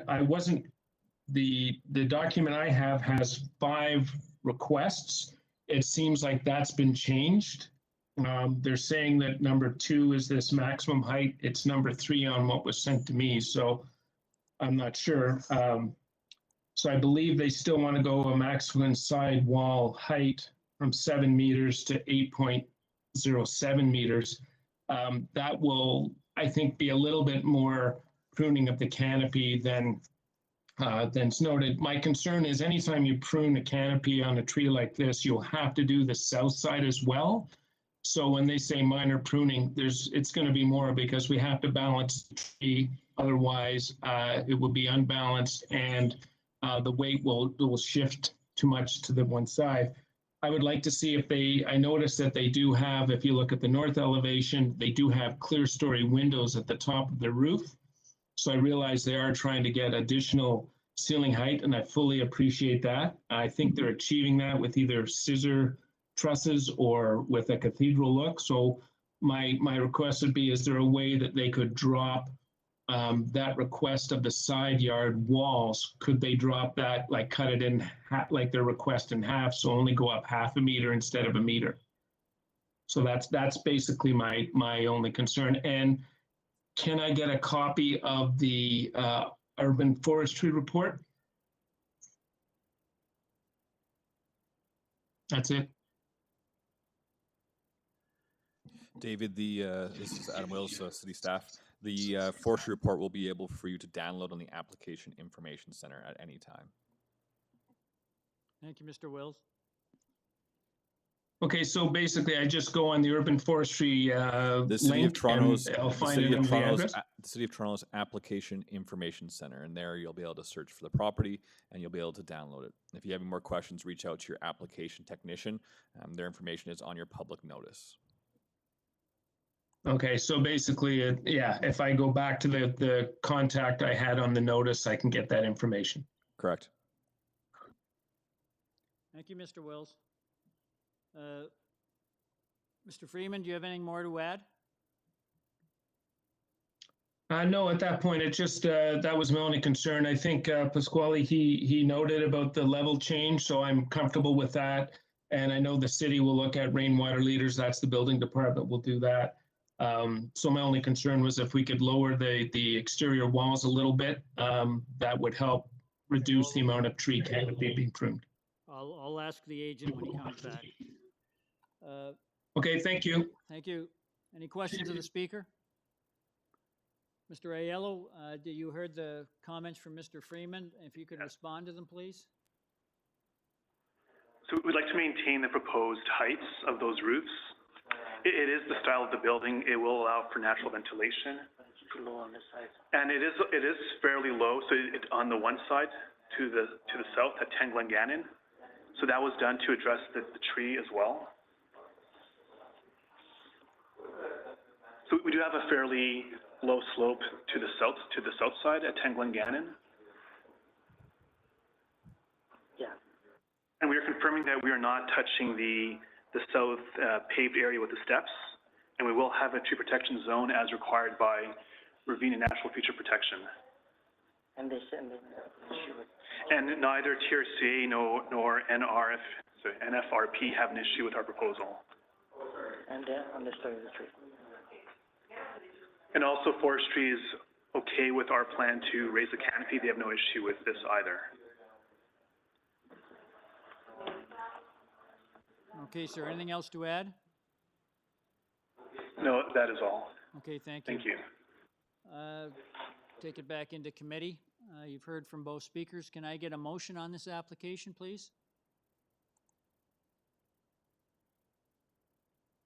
Mr. Kidd? I'm sorry, Mr. Chair. I'm just, I'm somewhat confused on the application. The agent indicated that he had 4 requested variances. I have 5 requested variances. Is he proposing to change revise the application? Yeah, Mr. Kidd, I'll just ask him. Mr. Aiello, are you there? Yes. Okay, so you have a copy of the public hearing notice that was circulated to the public. You have 5 variances listed there. Those are the variances you're going with, correct? Correct. Okay, thank you. So I can explain what happened. No, we worked with... Sir, yes or no? Yes. Okay, thank you. Mr. Kidd, you heard from Mr. Aiello. It's the 5 variances that are listed on our public hearing notice. That's what he's going with.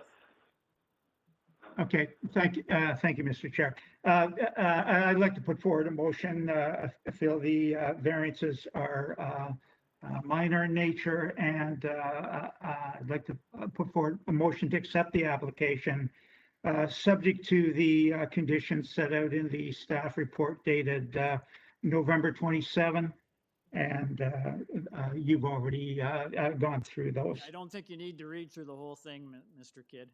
Right. Right. Okay. That's my motion. Is someone to second that? Ms. Sankar seconds. All those in favor?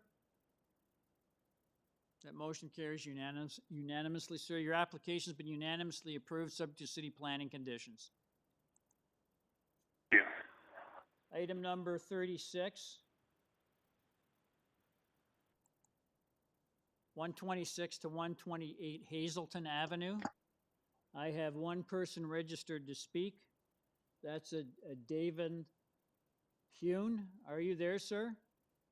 Yes, I am here, Mr. Chair. Thank you. Thank you. I just wanted to ask,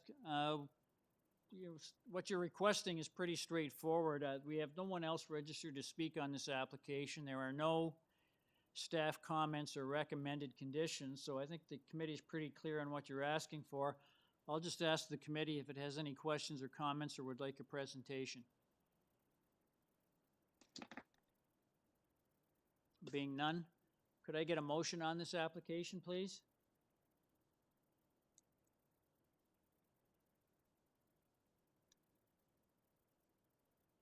Mr. Hunt, Mr. Hunt?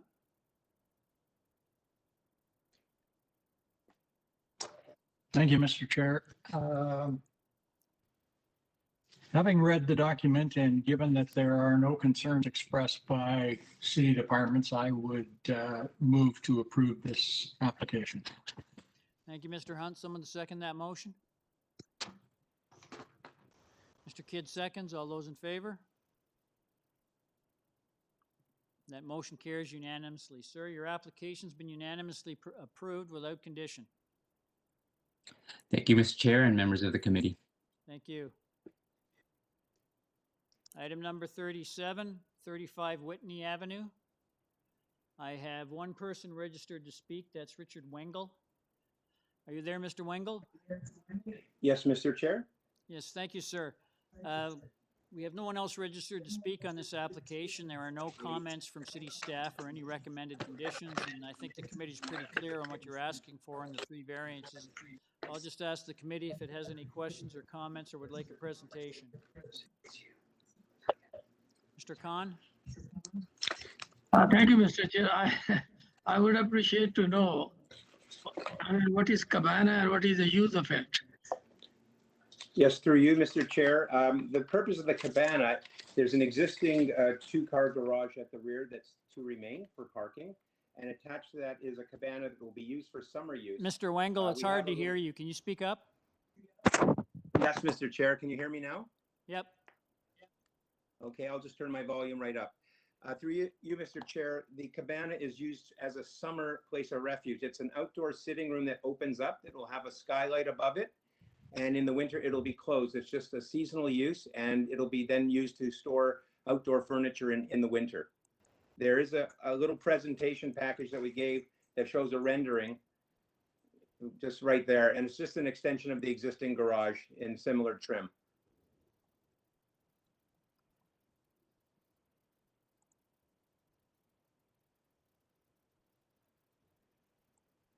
Okay, thank you, sir.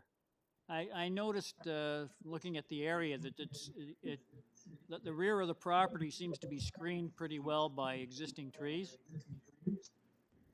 Yes, that's correct. Okay, thank you. Does the committee have any questions of the speaker? Could I get a motion on this application, please? Mr. Khan? Thank you, sir. There is no staff recommendations on this particular application, but I find that variance number 1, soft landscape area 36% is smaller than the minimum requirement of the zoning bylaw 569/2013, and variance number 3, ancillary structure floor area 90.85 is too large than the zoning bylaw allows of 60 meters square. I move that these variances be refused. Hang on just a second. It's not minor. Mr. Khan, we didn't give the applicant a chance to address that particular concern. Okay, so we're gonna have to go back and let him address that if you're gonna recommend refusing it. Yes, Mr. Wengel, you heard Mr. Khan's comments regarding variance number 1. What's your justification for it? Yes, through you, Mr. Chair. So in terms of the soft landscape open space, again, we are slightly deficient on it, but it should be noted that our driveway leading to the back is an interlocking, which will also help with water penetration as well. And just again, in terms of the size, the original garage itself, as noted on our stat sheet, has a total area right now of approximately 39 square meters. This addition is 51. And again, it's done as a seasonal room with a large skylight over it. It's just almost like having a pergola, but the whole purpose of this is then to give the applicants a chance to be able to store their outdoor furniture and still have use of their garage in the winter. Okay, thank you. I do believe it's minor. And again, we've gone through Heritage. They had no concerns. And I think had we heard from the planning department, normally if they do have a concern, they would tell us, but I guess no news is good news. So for us, I think they were comfortable with our proposal. Okay, thank you, sir. I'll just, there's no one else registered to speak. We've heard with respect to that particular item, variance number 1. Mr. Khan, if you'd like to make your motion. Sir, I already made the motion. Okay, all The right, so- application is refused. Okay, so we have a motion from Mr. Khan to refuse the application. All those in favor? Opposed? That motion does not carry. Can I have another motion, please? Ms. Sankar? Yes, through you, Mr. Chair. I mean, I accept the explanations that the agent has put forward today. I do see this as minor in nature based on those explanations. And so I'm willing to put forward a motion to approve the application as is. Thank you, Ms. Sankar. All those in favor? Opposed? Mr. Khan dissenting. Mr. Wingle, your application's been approved without condition. Thank you very much. Thank you, Mr. Chair. Thank you. Item number 38, 19 Wade Avenue. I have one person registered to speak. That's the agent, Chien Nagan Vu. Are you there? Chien Nagan Vu, are you there? Yes, I'm here. Yes, I'm here. hello. I wanted to ask, Can you hear me, please?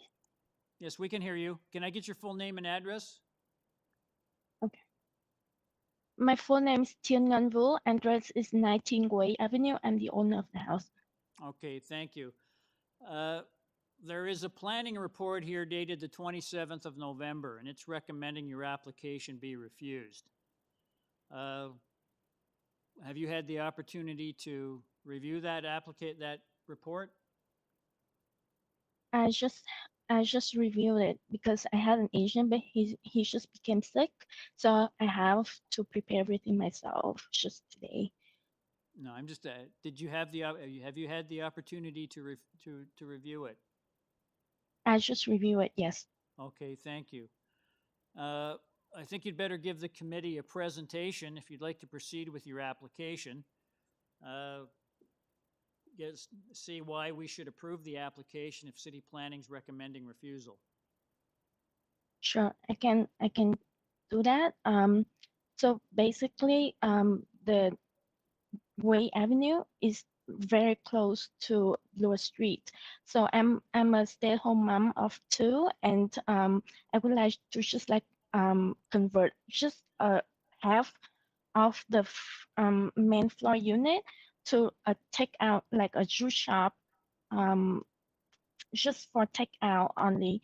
So that's gonna save me a lot of like rent, and it's perfect for me because I'm a stay-at-home mom, and so I can work and take care of my kids at the same time. Next to my both neighbors, the gallery, the car body shop, somebody bought that and turned it into a gallery. They support my application. The neighbor next support my application. Red Cross is a big building, and they have like so many stores, like convenience store, and they're building like an office on 77 Way Avenue. So the street is full of like mixed use dwelling, and it's right next to Lansdowne subway station. So I think I can try to open my own business here, where I can take care of my kids at the same time. Okay, thank you, madam. I just wanted to ask, your property is, again, the Lansdowne, access to Lansdowne Station is right a stone's throw from your property. Yes. And I noticed when I was out there that you're right next door to a public garage and a car sales place. It looks like there's a Thai restaurant in there as well of some kind. I'm just asking, if committee were to see some merit in this proposal, would you be prepared to accept it on the basis of temporary approval only, say conditional for approval for 2 to 3 years or 5 years? You own the property, correct? Yes. Okay. Yes, I do. Okay, thank you. Would you be amenable to a trial approval? Yes. Okay, I'll just pass it on to the committee. Does the committee have any questions of the speaker? Mr. Khan? Sir, I have only, I'm seeking information. The lady who has applied for this sort of takeout, what sort of building is it is? Is it a semi-detached? It is a semi-detached, but the neighbor, they support me. The one next to me at 17 Way.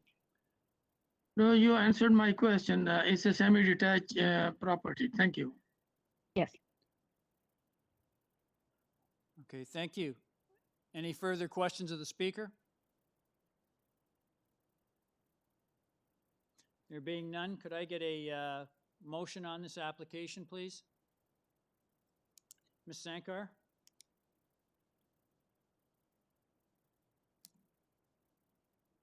Ms. Sankar? Yes, through you, Mr. Chair. You know, looking at this in a holistic way and knowing that, yeah, through you, Mr. Chair, can you hear me? Yes, we can. Through you, Mr. Chair, can you hear me? Yes, we can. Okay, great. So I'm looking at this in a holistic way, and I do believe that, you know, we're looking at sort of changing official plans as the landscape and the impact on COVID with mom and pop operations and people trying to survive. That is a compassionate factor that I have to consider as well. And I think in looking at this and you yourself being there and knowing that there might have been also a Thai restaurant nearby and other types of businesses that are popping up that will naturally feed into a restaurant business, I'm willing to take a risk with this application, and I'm going to put forward a motion to approve this application. And I will do it on a good suggestion of yours for a temporary time limit of 3 years to start.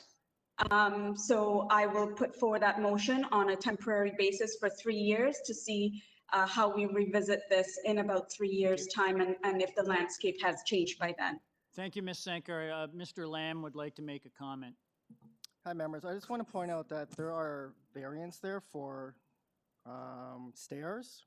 So if you're going to impose a time frame, maybe it's better to tie it to the variance that's related to use. Otherwise, if you tie everything to time frame, I'm worried that the variance for stairs would somehow expire for someone. Do you know what I mean? Okay, so Mr. Lamb, so Ms. Sankar's motion would, if she wanted the temporary approval for the use, it would apply to variances 1 and 2, and variances number 3 would be approved. Did you get that, Ms. Sankar? Does that make sense? Yes. Yes, I'm able to assist you, Mr. Lamb. Okay, thank you. Have someone, Ms. Sankar, I've forgotten, how long did you want to go for the trial approval? I said 3 years. I'm not sure if my colleagues would agree or if they want more, but I'm amenable to a minimum of 3 years. Okay, thank you. We have a motion from Ms. Sankar to approve variance number 3, which is for the exterior stairs, and then to approve variances number 2, that's the use for the takeout restaurant juice bar, but only for a period of 3 years. After that, you'd have to come back to the committee for another approval. So can I have someone second that motion? Mr. Hunt seconds. All those in favor? Opposed? Mr. Khan dissenting. Madam, variance number 3 has been approved, and variances numbers 1 and 2 relating to the proposed use has been approved for a trial basis for 3 years. Thank you, Madam.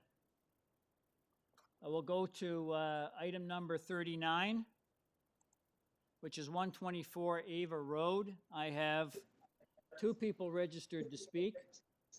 The agent is a Mr. Richard Wengel. Mr. Wengel, are you there?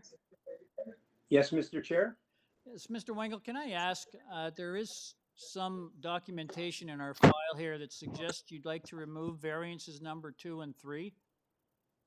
Yes, that's correct, Mr. Chair. It should be on our package that we submitted. Okay, so let's just back up a minute. So you're proposing to delete the 2 variances. Variance number 2, which relates to the height of the east side main wall. You're proposing to delete number 2? Yes, that's correct. Okay, and number 3, which relates to the height of the west side exterior main wall, you're proposing to delete that variance as well. Yes, Mr. Chair. And that's just a result of the redesign of the style of roof that our client had decided to go with. Okay, so we're dealing with 5 variances now instead of the 7. That's correct. Okay, sir, we have one other person registered to speak. So if you could give us a brief presentation on what you see are the merits of your proposal. Yes, thank you, Mr. Chair. If I could just ask who's ever in control of the slideshow just to progress to the next sheet. Next one, please.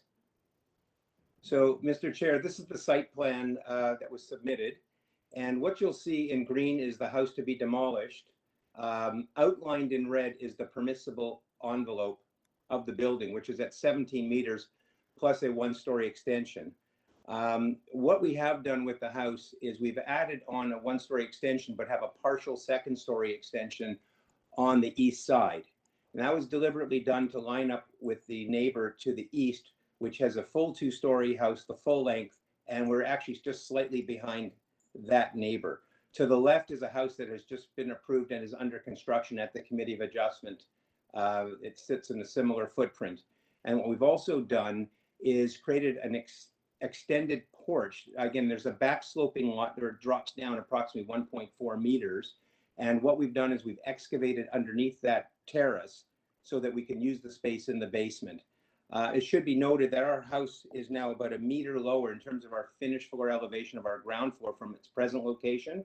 And our ground floor elevation sits approximately 1 meter below our neighbor to the east at number 122.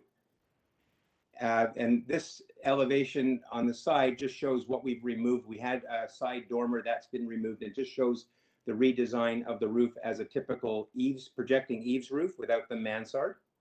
We are fully compliant on the side yards, front yard, and height of the building. And that's a shot of the elevation as proposed as a 2-story brick building. It should be noted we are seeking an FSI of approximately 0.86. This is divided into 2 pieces. Under 2 stories, our FSI is at 0.73. The additional space within the roof, and again, the roof is designed as of right, so it does comply with side yards and height, adds an extra 0.13. The purpose of this is the family has 3 children. There are 4 bedrooms on the 2nd floor. And due to COVID, we just started this project just as COVID was starting to shut down. We've created office space up in the 3rd floor and guest room for parents when they come to help look after the children in the 3rd floor, and that hence is the additional request for density. This page illustrates several of the additional C of A approvals in this immediate area on Dewborn, which is 1 street just north of this, or south of this, my apologies. And you'll see in yellow many of the variances that are at or above what we have sought. Several of these are applications that we had applied for and received permission from the committee in the last few years. The planning department has not commented on it. They normally will contact if they had concerns, but this falls within the realm. I do believe this does pass the 4 tests, is consistent with what's been approved in the past, and is a pleasant addition to the neighborhood. Okay, thank you, sir. Does the committee have any questions of the speaker? Mr. Khan? Thank you, sir. I was listening to the presentation as well as variance number 6 explanation. So you are still way high in 0.86 floor space index. Your explanation to me is a little bit not clear what actually you're coming at. Through you, Mr. Chair, I'll just try to briefly address that. So if I built this house as designed as a 2-story house, its FSI would be 0.73. I do have a roof that I'd like to use the space within the roof to put some additional density, hence another bedroom and an office within the roof. So regardless of what's upstairs within the roof, it'll still look the same. So we've elected to try to put some extra density within that space to help with the program and meet the needs of the client. Again, it's a 40-foot lot. If we had a wider lot, we could spread it out. but we're working again within the height and the width and the setbacks to create a physical model that works for us. And as I said, on the sheet that shows the densities, we have done this model several times in the last few years and have been approved by the committee in this area and have had support from the planning department. I have at least 7 of them that I have done on this list that have received the same approval. Okay, thank you very much, sir. Any further questions of the speaker? We'll go to the next person on the deputy on our list. I have Emmanuel Francis. Are you there? Can you hear me? Yes, I can hear I you, am sir. here. Can I get your full name and address, please? Yes, my name is Emmanuel Francis. My address is 122 Ava Road. We are the immediate neighbors to the east of 124. Okay, if you could give us your views on this application, sir? Thank you. I'm here speaking in opposition and objection to this proposal. These variances are not minor. They are, in our view, excessive. And there is a proposal for an extension of the rear of the home that they wish to bring into line with the rear of our home. When we renovated our home, there was no extension to the existing footprint. We were, in fact, blocked from any variances from 124 Ava Road. As a point of history, the rear extension exceeds the limits by 32.5%, in addition to the overall floor space index of 215% beyond the legal limit. The rear extension, as you can see on this photograph, will block the windows on the west side of our home, which will block not only our view, but all the sunlight on the back of our home and our deck. So as a result of the blocking of the sunlight and the views, it's also going to affect our privacy, as they'll be having, they can see right into our home there, and it'll affect the openness of our home. Therefore, that does not pass all 4 tests. In addition to this, the basement extension affects the trees in the backyard. There is a shared tree on our property lines. The trunk is on the 124 side, but the canopy extends over both sides, and that root system will be compromised, certainly injured. We have consulted a certified arborist who told us that we're likely looking at that tree being injured and dying within a few years from now, which will pose a great risk to all the homes in the neighborhood in that vicinity, depending on which way it falls. We understand that they are trying to make a proposal to maximize the size of their structure, but it has a significant negative impact on our property, and that is not being considered. The homes that have been listed as comparable variances are several blocks away. They are not close to Ava Road, and there have been no such variances on Ava Road. So in addition to our tree, there's a tree on the west side of the yard that will certainly need to be cut down. We've seen no environmental assessments on the impact of the underground water table from this extension and what that's going to impact with these trees being affected.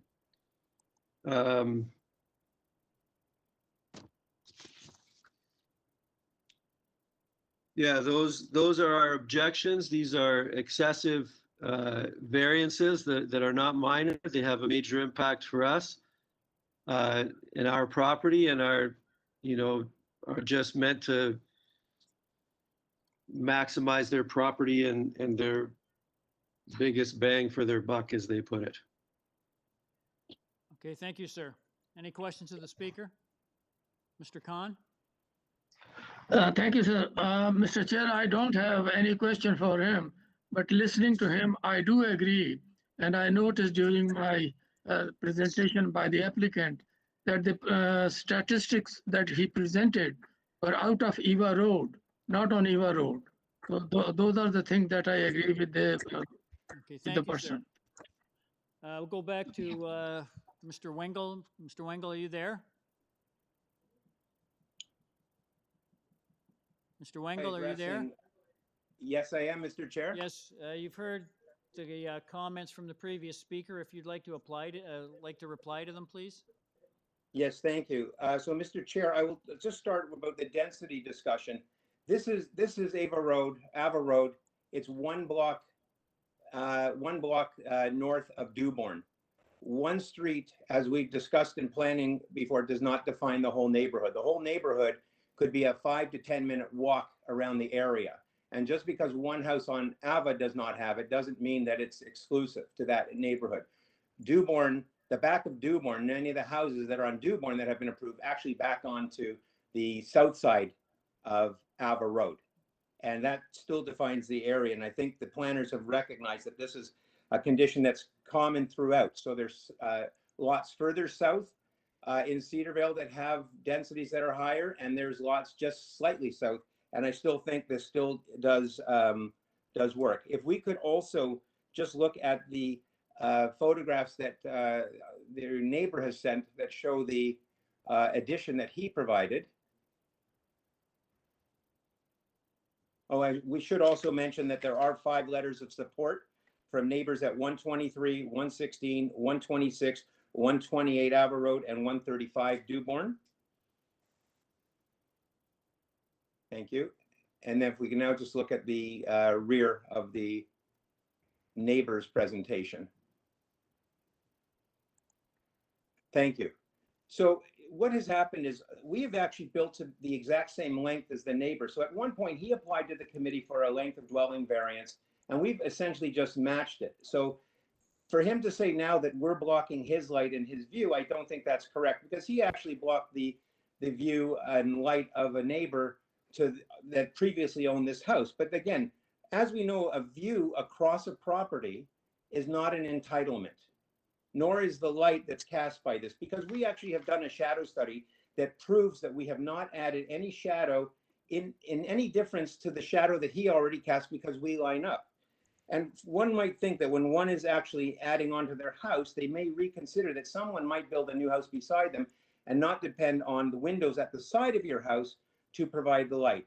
Because, as you know, even if we didn't build a house, what's to stop somebody from putting a 15-foot high hedge for privacy along their property line that he wouldn't be able to see in? So we don't have any windows on that side. We are not looking into their side yard. We're looking into our own backyard from the back of our house, the same way he has pictures of the back of his house that he depends on for view to his backyard. And everybody typically depends on the rear yard for their light to come in. And the side is a bonus, but the fact that we line up exactly with him, I don't think it's fair to say that a neighbor is allowed to have and you can't. If you have gone to the committee and you've built a length, I think it's fair. In terms of the tree itself, the tree, we have actually done a projection that we do not have to remove the tree if we don't want to, but we only have a 10 to 12% injury on that tree. The length of the deck itself, again, complies with the rear yard setback that we're allowed to have. So there's the side of the neighbor's house. And you can see that he's put a window on the bottom right-hand corner facing west with no other windows above it. But he does have on the north side, around the corner, he has full windows into his backyard. So he's still going to enjoy his view of his backyard, and his view and his light will come in from the same way that they've always come in.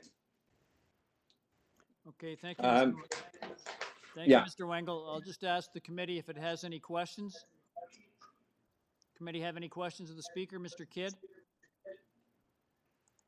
Yes, Mr. Wengel. When I was out on the site visit, I noticed that there's a new house being built to the west of the subject property, and it appeared to me to be roughly on the same scale as the one you were proposing. Do you have any statistics in terms of where the back of that building is, or the square footage?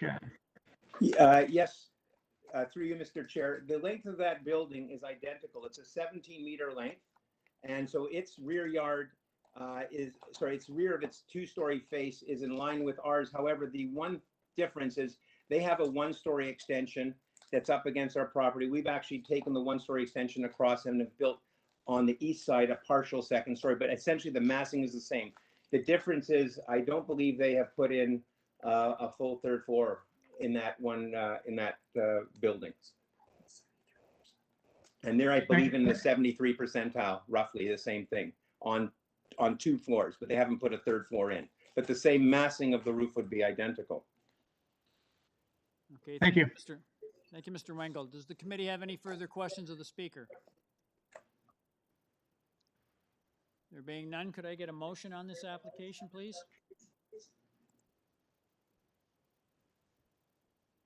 Mr. Kidd? Please note that Thank you, Mr. Chair.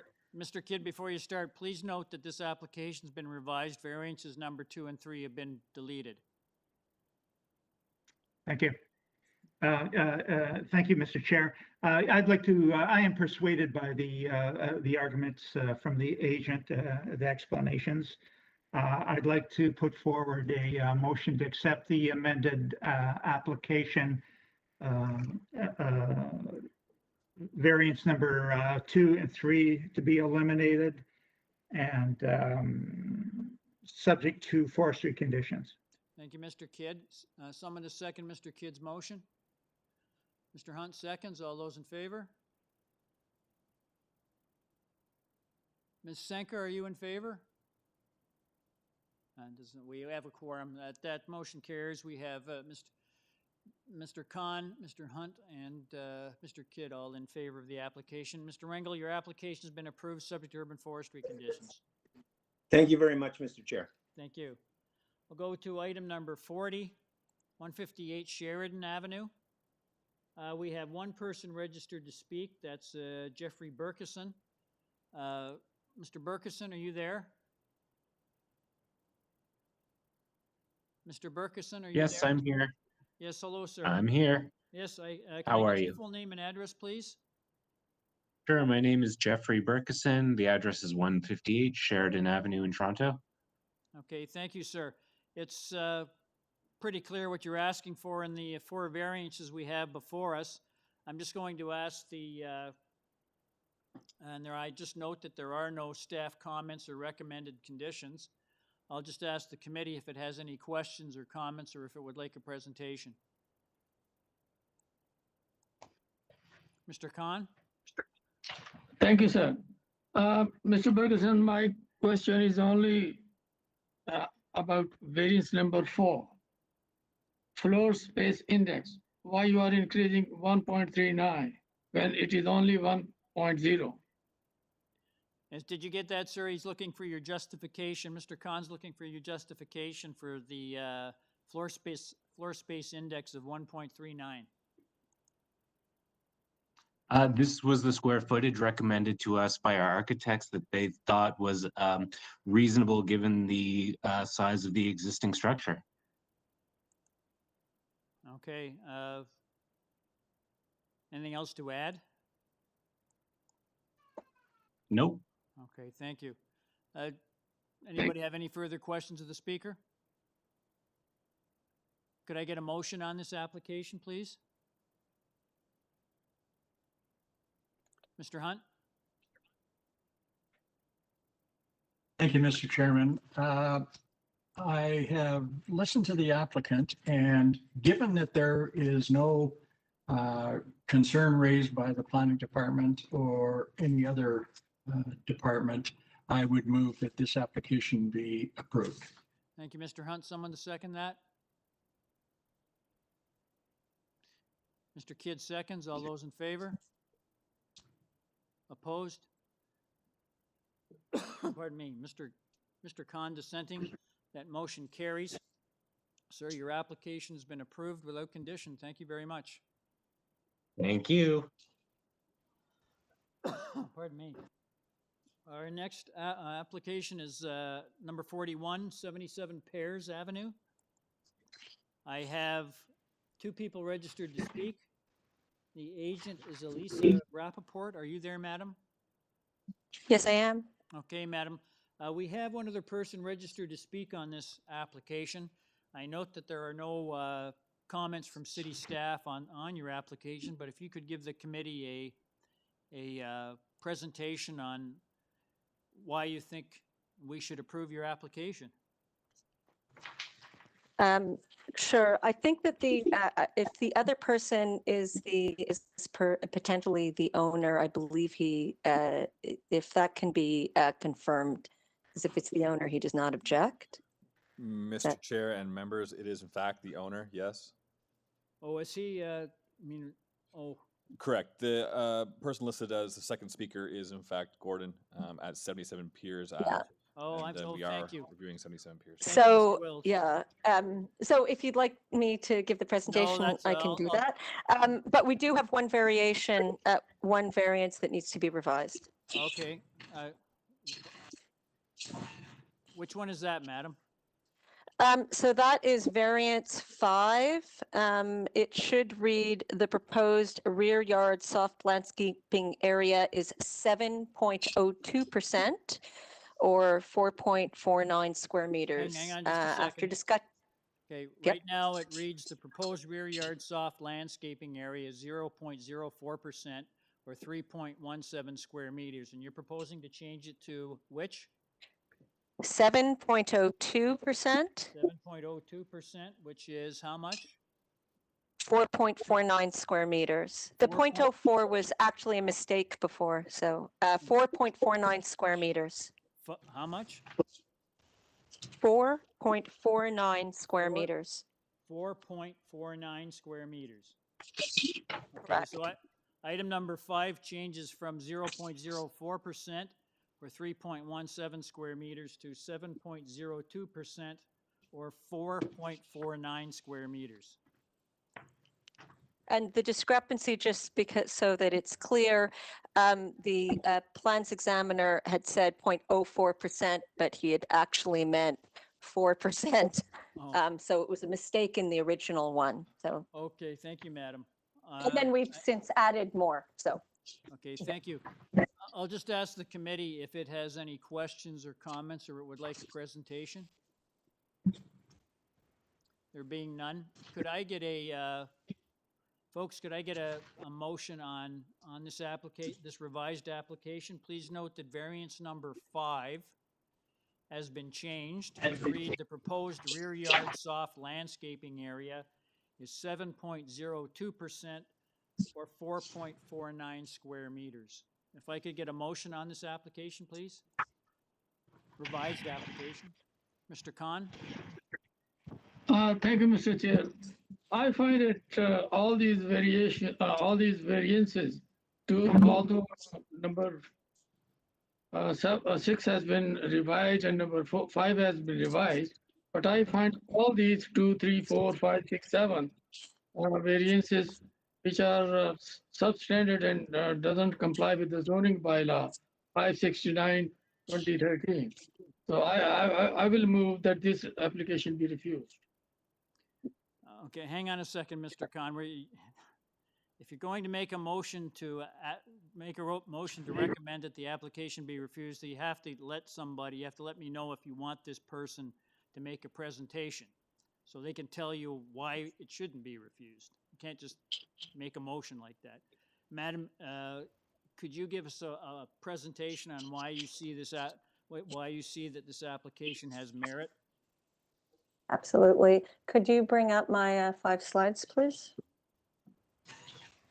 And while that's coming up, the project is to add a second floor addition over an existing 1-story extension, which is being rebuilt in the same footprint. A 3rd floor addition, which is stepped back from the front and rear, and a 1-car garage. The owner has spoken to the neighbors and received no objections. The building depth is 16.33, which is the existing building condition, which we are not extending. The next slide, please. The immediate neighbor at 79 Pears has a full 2-story build out at the rear of the house already, and recently approved depths greater than 16.33 meters have been granted at 83 Pears at 16.35 meters. Next slide, please. Variance 2 and 8 is to permit a floor space index of 1.14 and a front wall main height, wall height of 9.74 meters. The street has heterogeneous setbacks and densities similar to this, and also includes 3-story houses at 61, 65, and 67 pairs. And 91 pairs has been approved with a 9.79 at main wall height, which is larger than ours. That is shown here on the top. And a greater FSI was approved for 83 pairs at the bottom, also shown here.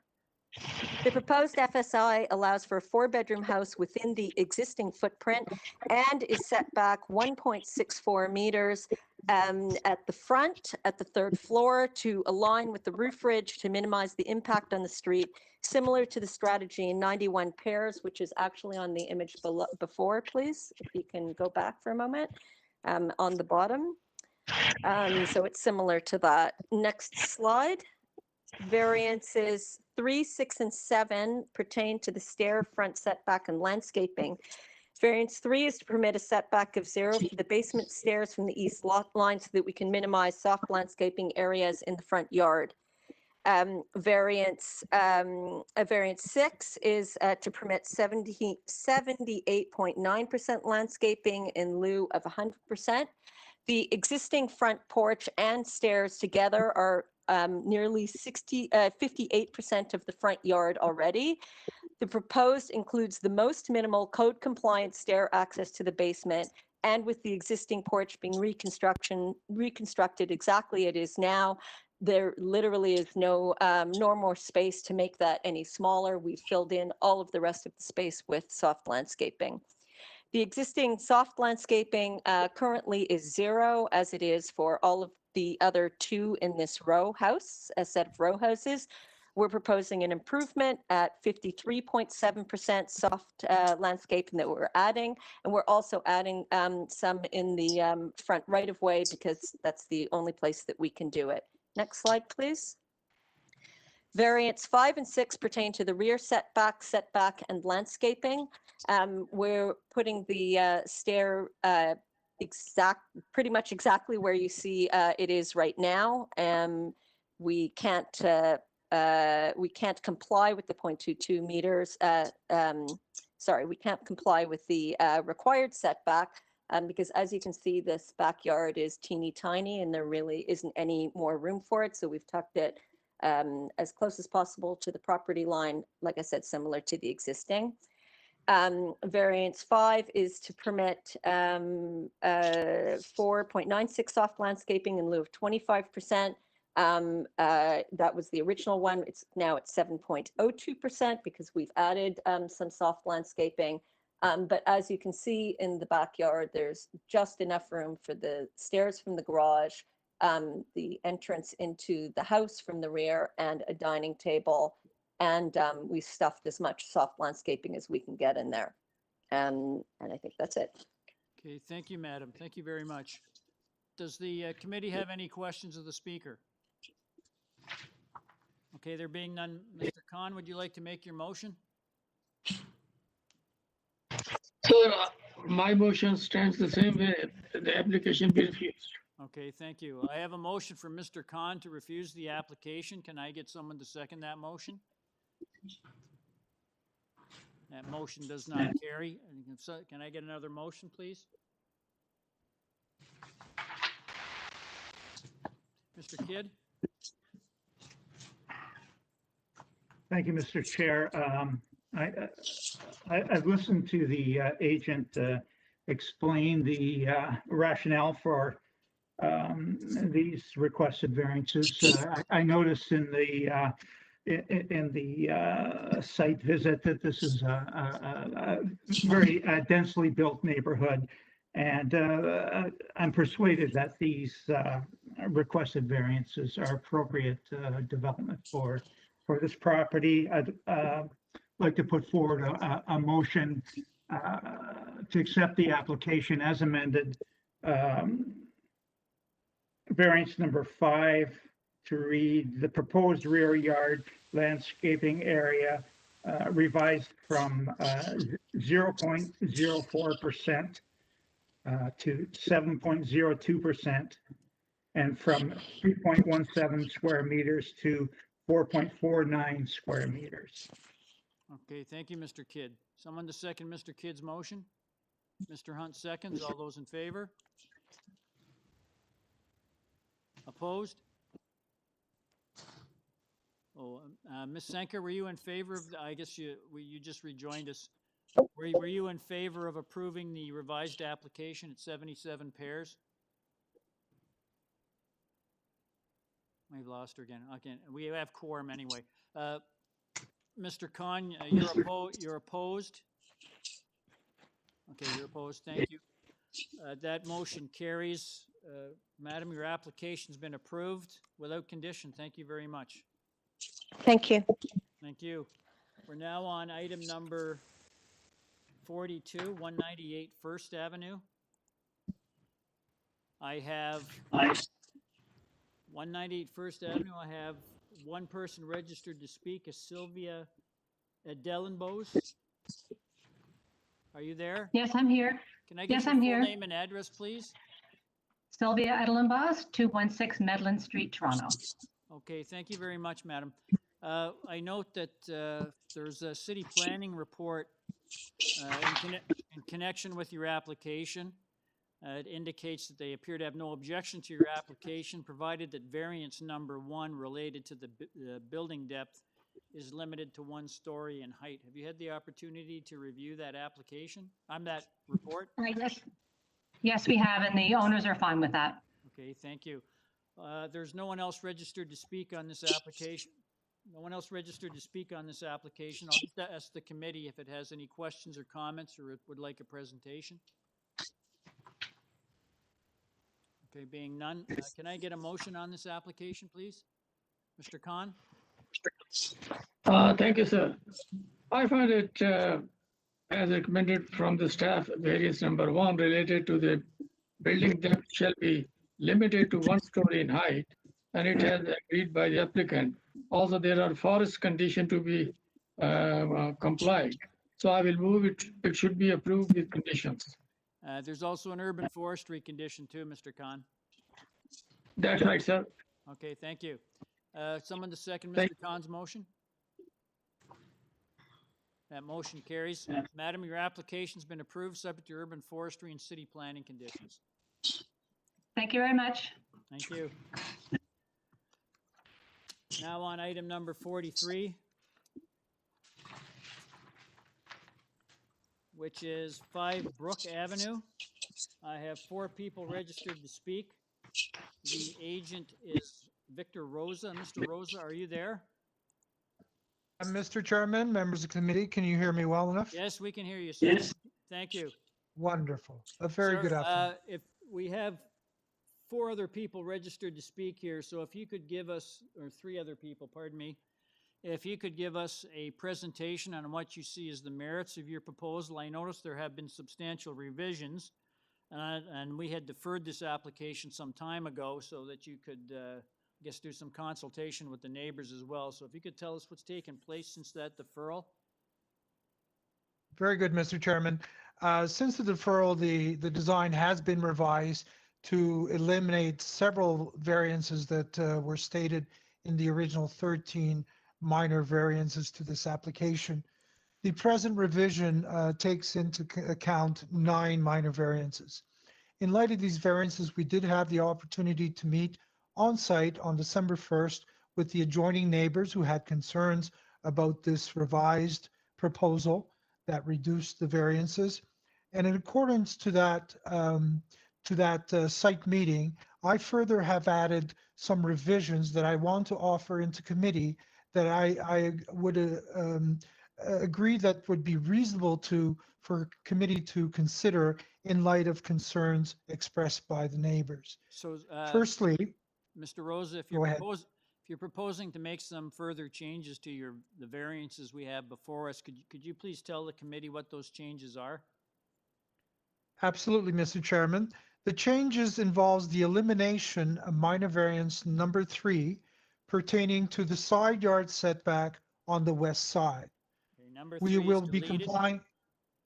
number 3 is deleted. We'll be complying with the 1.8 meter setback. Okay, thank you. As well, in accordance to that change, we would be also eliminating variance number 6 related to the rear deck, which has to line up with the side yard setback of 1.8 meters. So we will be complying with that. Okay, thank you. Variances number 3 As- and 6 are deleted. As well, Mr. Chairman, variance number 1 would be reduced, the lot coverage would be reduced to 36.2 percentage of the lot area in light of the reduced alignment of the west wall.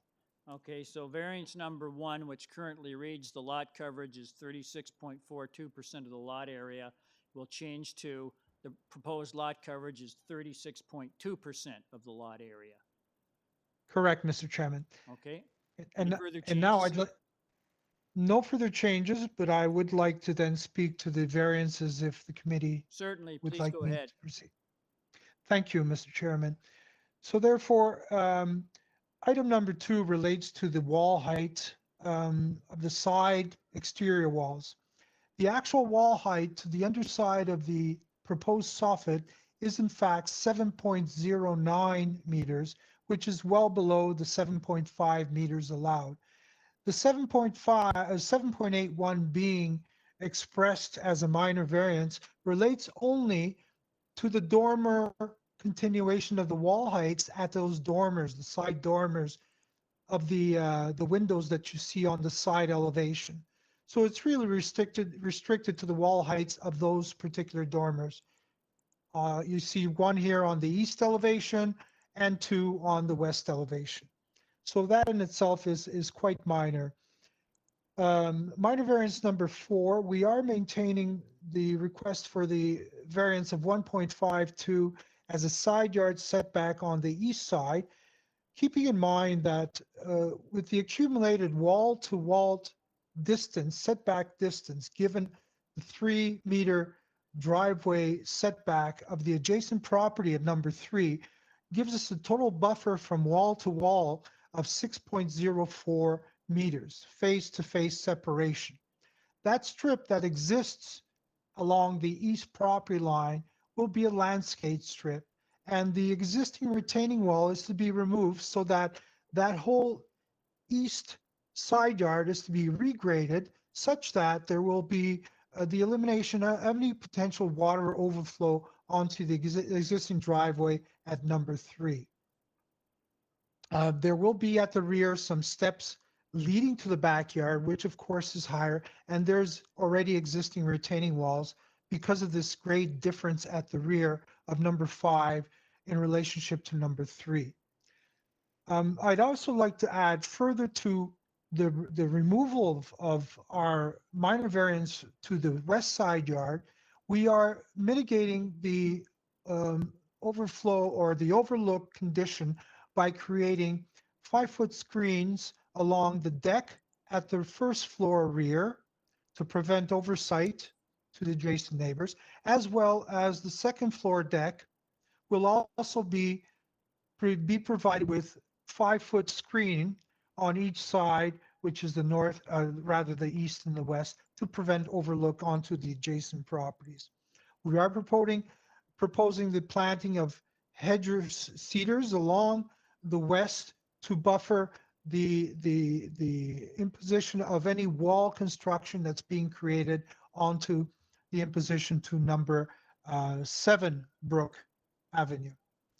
As well, we've lowered the deck at the rear at the first floor deck in order to get a lower perspective of this deck so that there's less overview to the adjacent neighbor.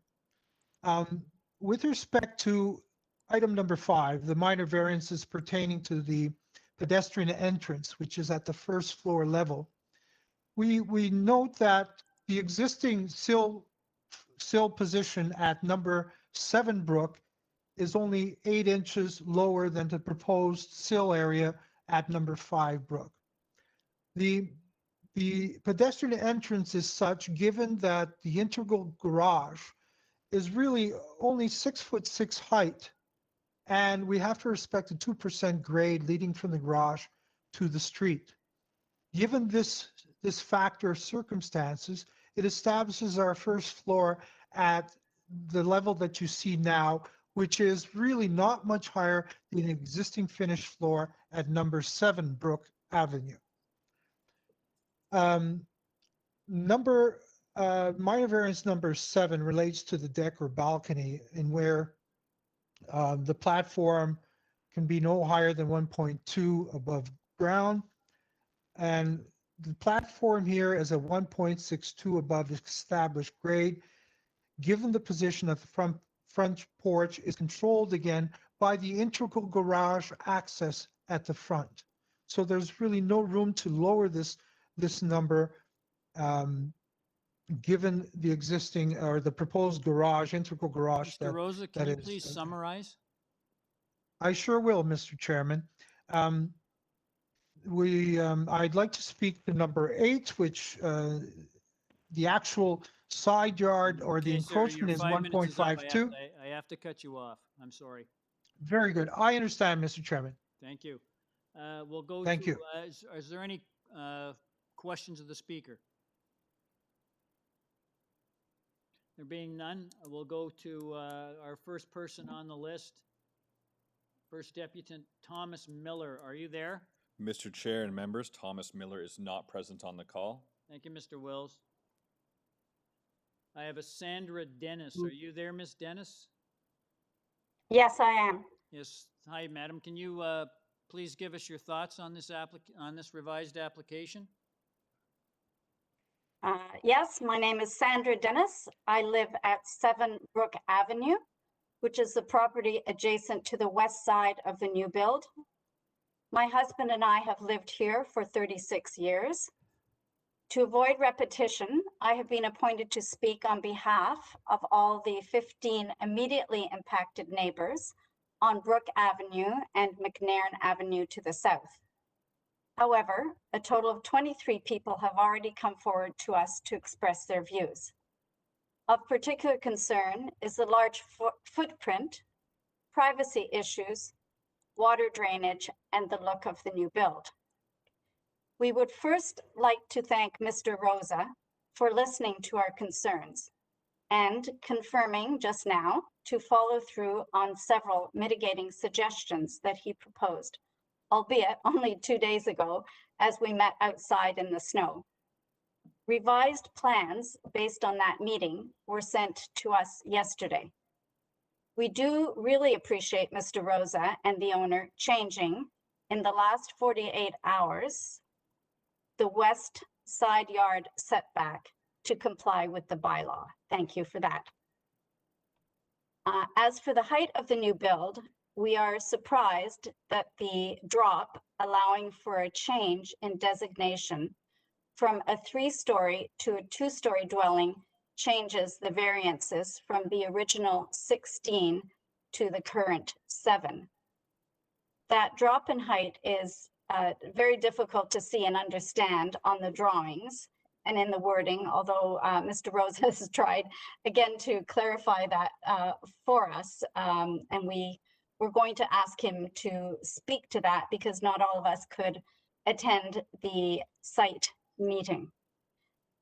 We also request a clarification as to why the length of the new build is no longer a requested variance, as its dimension has not changed from the first submission in August to the second submission today.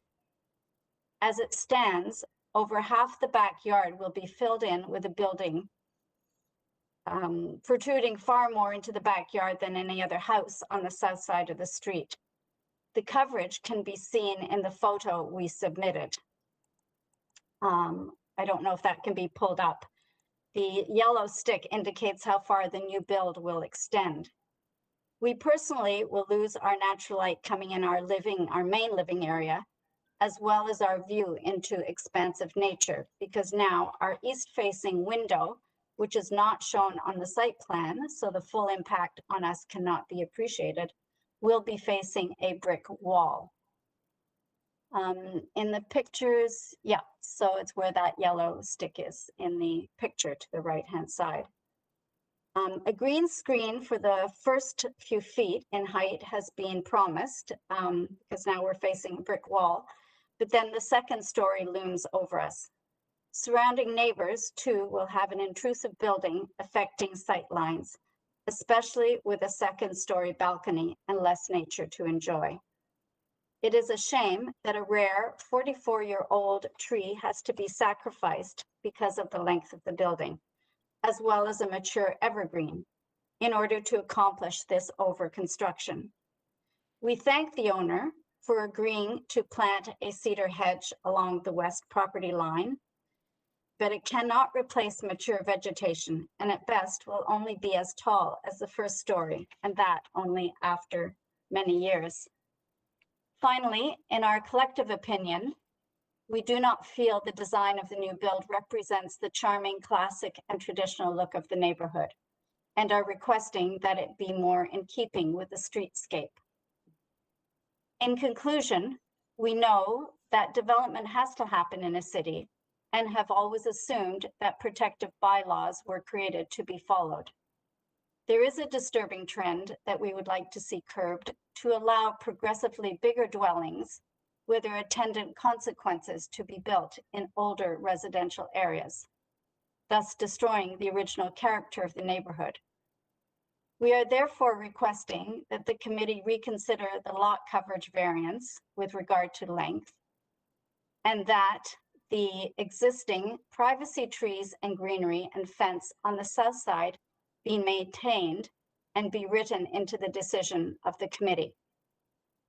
We would also request that the offers generously outlined by Mr. Rosa be written into the decision of the committee and be discussed and approved by the abutting neighbors. I don't know if you need me to repeat what those are, those offers. I can do so. No, that's fine, madam. You have to can you summarize? Your 5 minutes is almost up. Yes, just that is all I wish to say. Okay, thank you. Thank you. Thank you. Does the committee have any questions of the speaker? Being none, we'll go to our next speaker on the list. I have a Colleen Cheevers. Are you there, madam? Yes, I am. Madam, can I get your full name and address, please? Colleen Cheevers, 3 Brook Avenue. I live on the east side of this new build. Madam, can you speak up, please? Okay, is that better? Yep. Can you hear? Okay. My concern is the Madam, water. we're losing you again. You got to speak into the phone. Oh, okay. Can you hear me now? Vaguely. Can you speak up? Can you hear me now? Yep. Okay. My major concern is water. Right now, we have a cement wall. It's about 31 inches. Madam, almost 3 feet. before you start, the committee doesn't Yes. deal with drainage issues. If the application is approved, he has to submit his site plan to the building division. And with that site plan, he has to present a lot grading plan that shows that all his stormwater is accommodated. His stormwater is managed on his own site. Okay? Thank you very much. Proceed. That's all I have to say. Thank you. Okay, thank you. I'll go back to, I have no other further speakers. I'll go back to Mr. Rosa. Mr. Rosa, you heard the comments from Ms. Dennis. If you'd like to reply to them. Yes, I did, Mr. Chairman. Thank you again. The height of the new zoning complies to the peak of the roof. This is based on the new zoning bylaw that allows 10 meters from established grade to the roof peak. We are well below that. It's the old zoning that kicks in this height variance related to the crown of the road, which is, in this case, the crown of the road is about 1 meter lower of the property at number 7. As a result, we have this increased height. The row of cedars is intended there as a buffer and will form part. You can even add it as a condition. We again emphasize that we are providing screening to the lower and upper decks to mitigate any overlook condition. The south side is to be maintained. However, the drainage along the south side is going to improve and will be reflected in a grading plan that will be prepared for this proposal by the removal of this existing retaining wall that creates a much higher relationship on number 5 relative to number 3. So I think the condition will be improved in terms and control of any overland water flow. The length complies. The percentage that's being asked for here is reasonable in light of previously approved percentages of coverage throughout the neighborhood. We have as high as 41.5%. We're only proposing 36.2%. So my conclusion is that the variances of this revised application merits consideration, that they truly are minor in nature and are agreeable to the 4 tests as provided by planning for this type of proposal. The dwelling being proposed is not excessive. There is no length. There is no length issues. There are no issues in terms of GFA. It really pertains to coverage, and I think our coverage is minimal beyond what is required under the 35%.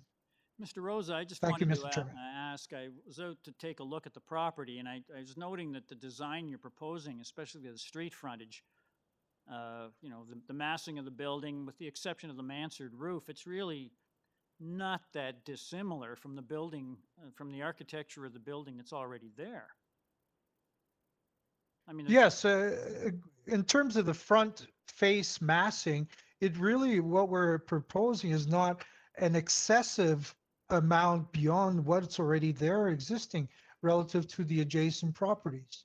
that's what I thought. Okay, thank you, Mr. Rosa. Are there any further questions of the speaker? There being none, could I get a motion on this application, please? Mr. Khan? Thank you, Mr. Chair. Please note before you start, Mr. Khan, that we have, just to make it clear that this is a revised application with variance number 1 has been changed so that the proposed lot coverage has been reduced from 36.42% to 36.2%. Variance number 3 has been deleted. That's related to the west side yard setback. And variance number 6 has been deleted, and that's the proposed rear deck is 1.52 meters from the west side lot line. That variance has been deleted. Okay, so we have a revised variance. We have 7 variances before us instead of the 9. Yes, Mr. Chairman, I'm aware of it, and thank you for reminding me again or reading for me. Sir, I will move for approval, but before I do that, I have to make this statement that there is no staff recommendation and there are forestry conditions attached to it. And modification has already been read by you. So I will move that this application be approved as amended with forestry conditions. Thank you, Mr. Khan. Someone to second Mr. Khan's motion? Mr. Kidd seconds. All those in favor? That motion carries. Mr. Rosa, your application has been your revised application has been unanimously approved. Thank you very much, sir. Thank you, Mr. Chairman, members of the committee. Good afternoon. Thank you for your time. Thank you, sir. Item number 44. That is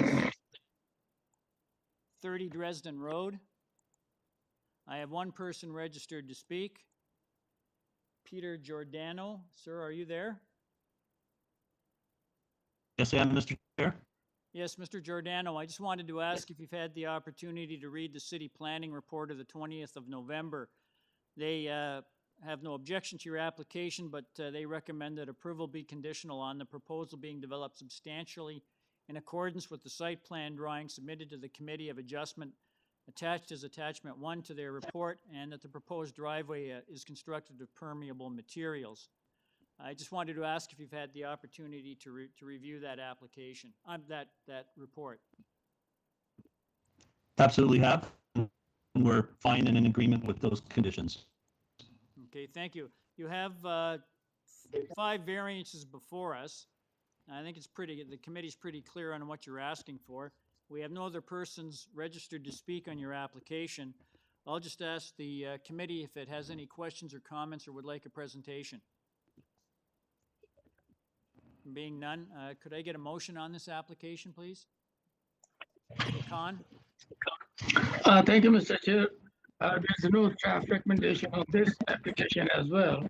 But there's a staff recommendation, I'm sorry. The proposal be developed substantially in accordance with the site plan drawing submitted to the Committee of Adjustment. Attachment 1 to this report. Number 2, the driveway be reconstructed of permeable materials. And number 3, forestry conditions apply. I will move that this application be approved. Thank you, Mr. Khan. Someone to second Mr. Khan's motion. Mr. Hunt seconds. All those in favor? That motion carries unanimously. Sir, your application has been unanimously approved, subject to city planning conditions and urban forestry. Thank you, and have a great afternoon. Thank you. Thank you. Item number 45, 20 Granley Road. I have one person registered to speak. That's the agent, Sean Tucci. Are you there? Hello, Mr. Chair and members of the committee. My name is Sean Tucci. I'm the office principal at Mimar Architects Inc. Can I get your full name and your representing address, please? the owner. Sean Tucci, 2323 Yonge Street, Unit 503, Toronto. Mary, 4 Peter, 2 Charlie 9 is the postal code. Okay, sir, I just wanted to ask, there's a staff report, we have a couple of reports here. There's a staff report from City Planning dated the 19th of November, which recommends refusing variance number 1 for the proposed number of stories. You were proposing 3 stories, I believe. There's also a report from a letter from Councillor Filion dated the 4th of December, and he's actually recommending refusing the variance for the number of stories as well. So would you like to proceed with your application, or would you like to defer it and discuss this issue with planning? Mr. Chair, we discussed it with the owner. If they refuse variance number 1 for your number of stories, they basically scuttled your application. Am I correct? To some extent, Mr. Chair, but we should be able to manage it. We discussed with the owner, and it is very important for the owner to move forward with the application. As you might imagine, the Committee of Adjustment is taking more time to get in. I would like to do a presentation to show you through the front elevation. If it takes the removal. Sir, just a moment. We'll let you make a presentation to the committee then on why you think we should approve the application. Sure. If you look at the front elevation, because the other variances are very, very typical, we could maybe start with the site plan. If we could start with the site plan. So the variances relates to the height is only under the old bylaw. Under the new bylaw, we are even under what is permitted. The side yard setback, as you see in the site plan, is only for the portion of the building where we have the garage. And as we go to the back, not only we comply, we're even increasing the amount of setback. So we believe they're significantly minor and do not have any adverse effects on any of the neighbors. The height is only under the old bylaw, and under the new bylaw, which all the future houses will be built under. We are, I believe, about 70 centimeter less. Let me repeat it, 70 centimeter less than the new bylaw in terms of heights. And then if you can look at the front elevation, and I will address the concerns from the planning, the support that Council has on the planning application. So this is the look of the house. If you look at it, we're starting the house very low.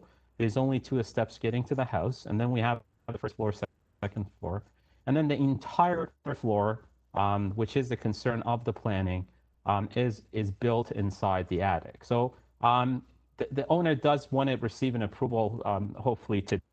And if they have to remove the variance number 1, we would gladly do that to receive the approval today. But I just want to explain that the 3rd floor is not his actual 3 story. If you can go back to the front elevation, all the third story, all that third story is built inside the attic space. So whether the attic space is a dead space with nothing in it, or those dormers are a real dormer or a fake dormer, it would not make any difference in terms of the streetscape. It will not make any difference in terms of any effect on the neighbors. It also does not affect has any effect on really any of the four tests of the bylaw. And if you look at it in terms of numerical or in terms of the actual comparables, as you would see in the planning report, there are many application just immediately to the front of this house or side of this house, which are in fact 3-story, and they have received approval from Committee of Adjustment 3-story. So the justification for those is a little bit different. The justification is that the basement is higher, so it is causing 3-story. But at the same time, we do have a very clear and to my knowledge, a very good understanding explanation for this application, that the design makes it in a way that the third floor is not even possible to see. Having said that, in my opinion as a licensed architect, this is a very decent design where the third floor has absolutely no impact visually or in fact on any of the application, any of the variances to anyone, and it does not cause any excessive GFA. It's not causing any excessive lot coverage. It's not causing any excessive even height or main wall height or any of the other elements that are typically designed to control a size and mass of a house.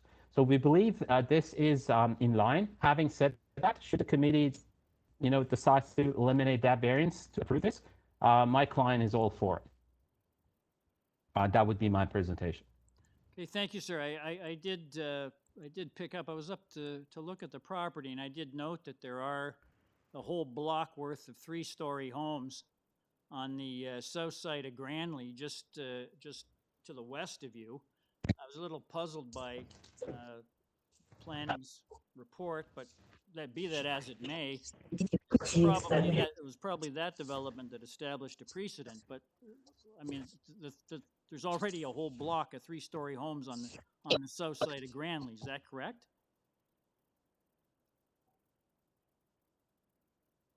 Sir, I'm just checking with my colleague from number 1. Yes. You can hear me? Hello? Yes.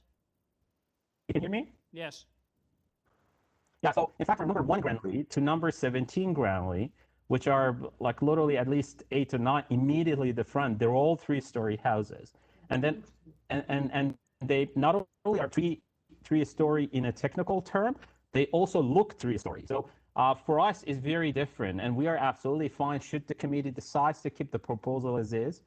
They're more than welcome to attach the decision to the frontal elevation to make sure that the look stays like this, and we don't really change the design later on and make something that also looks 3-story. Our point is that this does look 2-story, and if you look at all of these images, we're not even close to any of these. All of these they have had main wall heights. They have had so many other variances.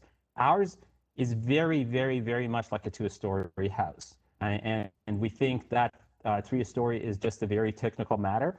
But again, we're hoping to get an approval. So if that's what it takes, we're willing to take that off. But again, we think it's a very, very reasonable proposal today, what you have in front of you. Okay, thank you, sir. Does the committee have any questions of the speaker? We have no one else registered to speak on this application, so if I could get a motion on the application, please.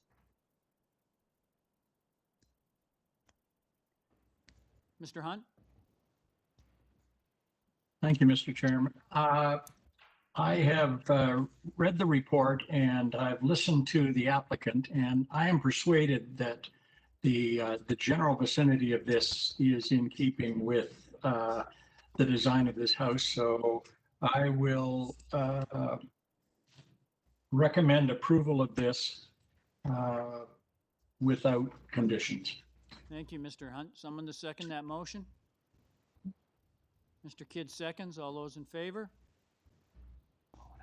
Opposed? All in favor? Yes. Okay. Thank you, Mr. Khan. That motion carries unanimously. Sir, your application has been unanimously approved without condition. Thank you, Mr. Chair, and have a good weekend. Thank you. Ladies and gentlemen, if I get a motion to terminate the meeting. Thank you. I'll move that. Thanks very much, ladies and gentlemen, and members of the committee. Since we won't see each other for the rest of the year, you folks have an absolutely great holiday. We can't go anywhere anyway, so enjoy yourselves. All right. Have a good holiday, everybody. Yeah. See you in the new year. Season's greeting We'll to see all you of in the you. new year. You bet. Bye. Bye now.